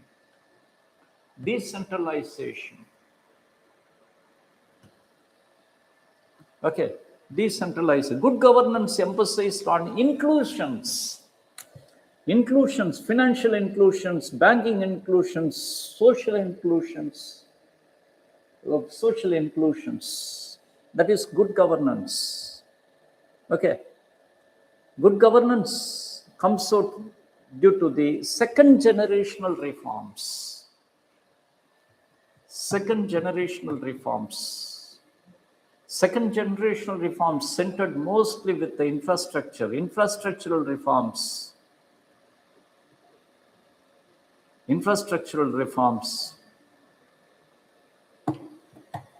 Then ethical governance. Second generational reforms and the good governance resulted in two issues, that is disparities. Not all good for all people in all places. That led to disparities. That led to the disparities in larger scale, disparities and modest developments.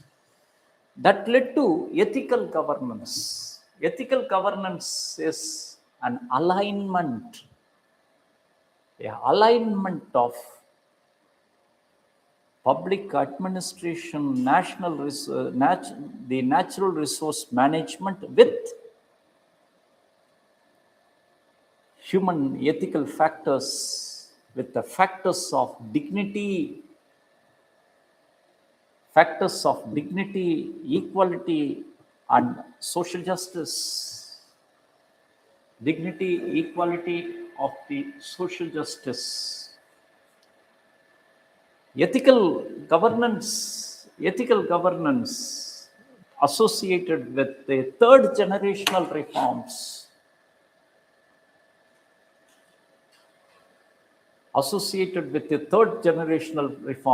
As the labor sector reforms,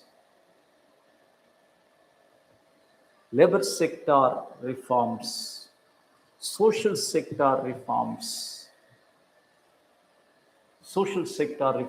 labor sector reforms, which emphasized on sustenance.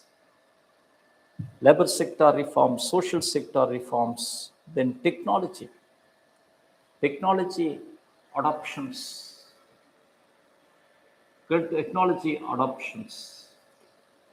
which emphasized on the new sectors, technology adoptions. That is the ethical governance. We have discussed. The ethical governance emphasized on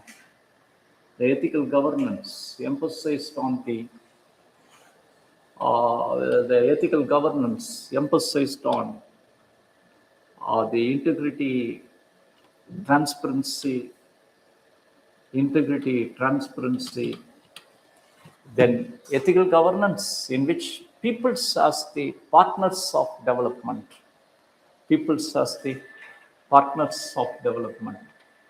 Example of ethical governance is the MBC of Swachh Bharat Abhiyan, moral change, BC, behavioral changes, cultural changes. Okay.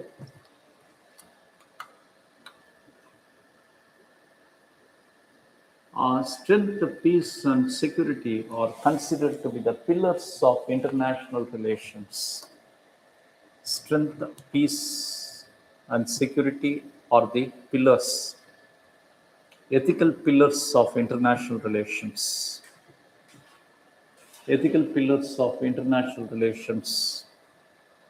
Based on guiding principles of strength, peace, and security. For example, strength, peace, and security based on self-reliance of a nation. Then peace guidances, NAM, Panchsheel, and the NAM.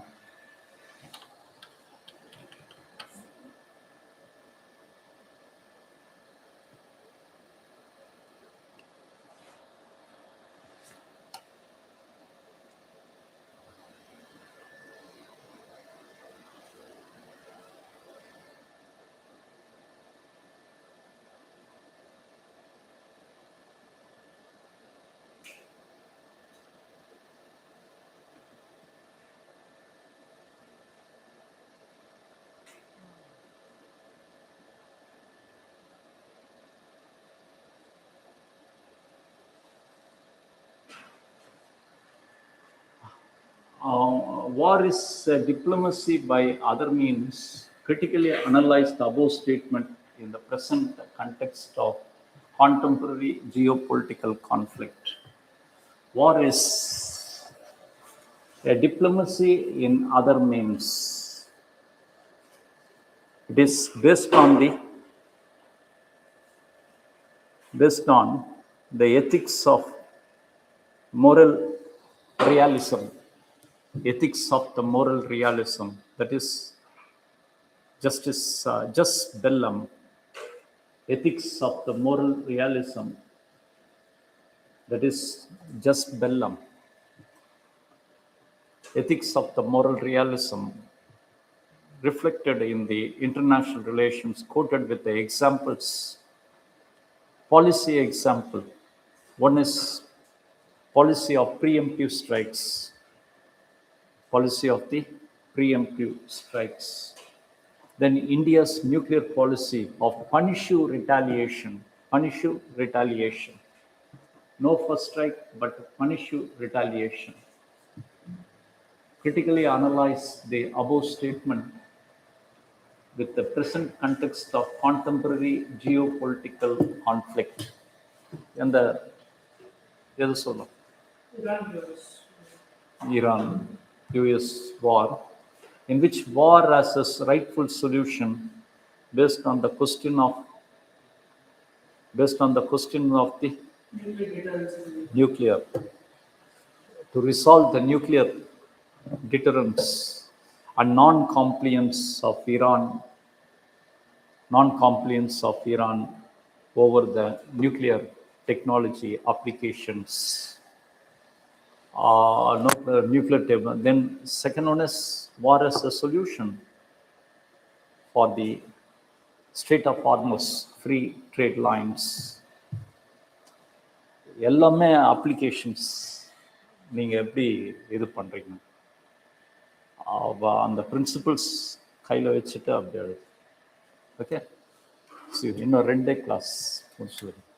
See you next class. Okay, எழுத முடியும்ல நீங்கள்?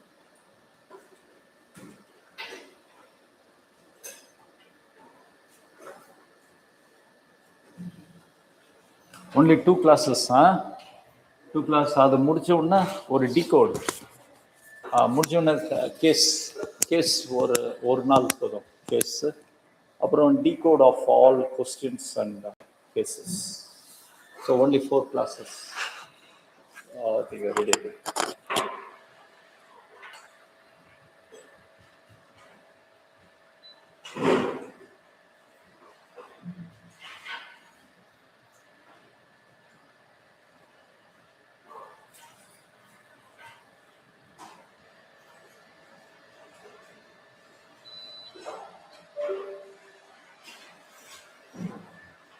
Paper ஏதாவது கொடுத்தீங்க? அங்கே கொடுத்துருக்கா? ஒரு history மட்டும் முதல்ல கொடுத்தது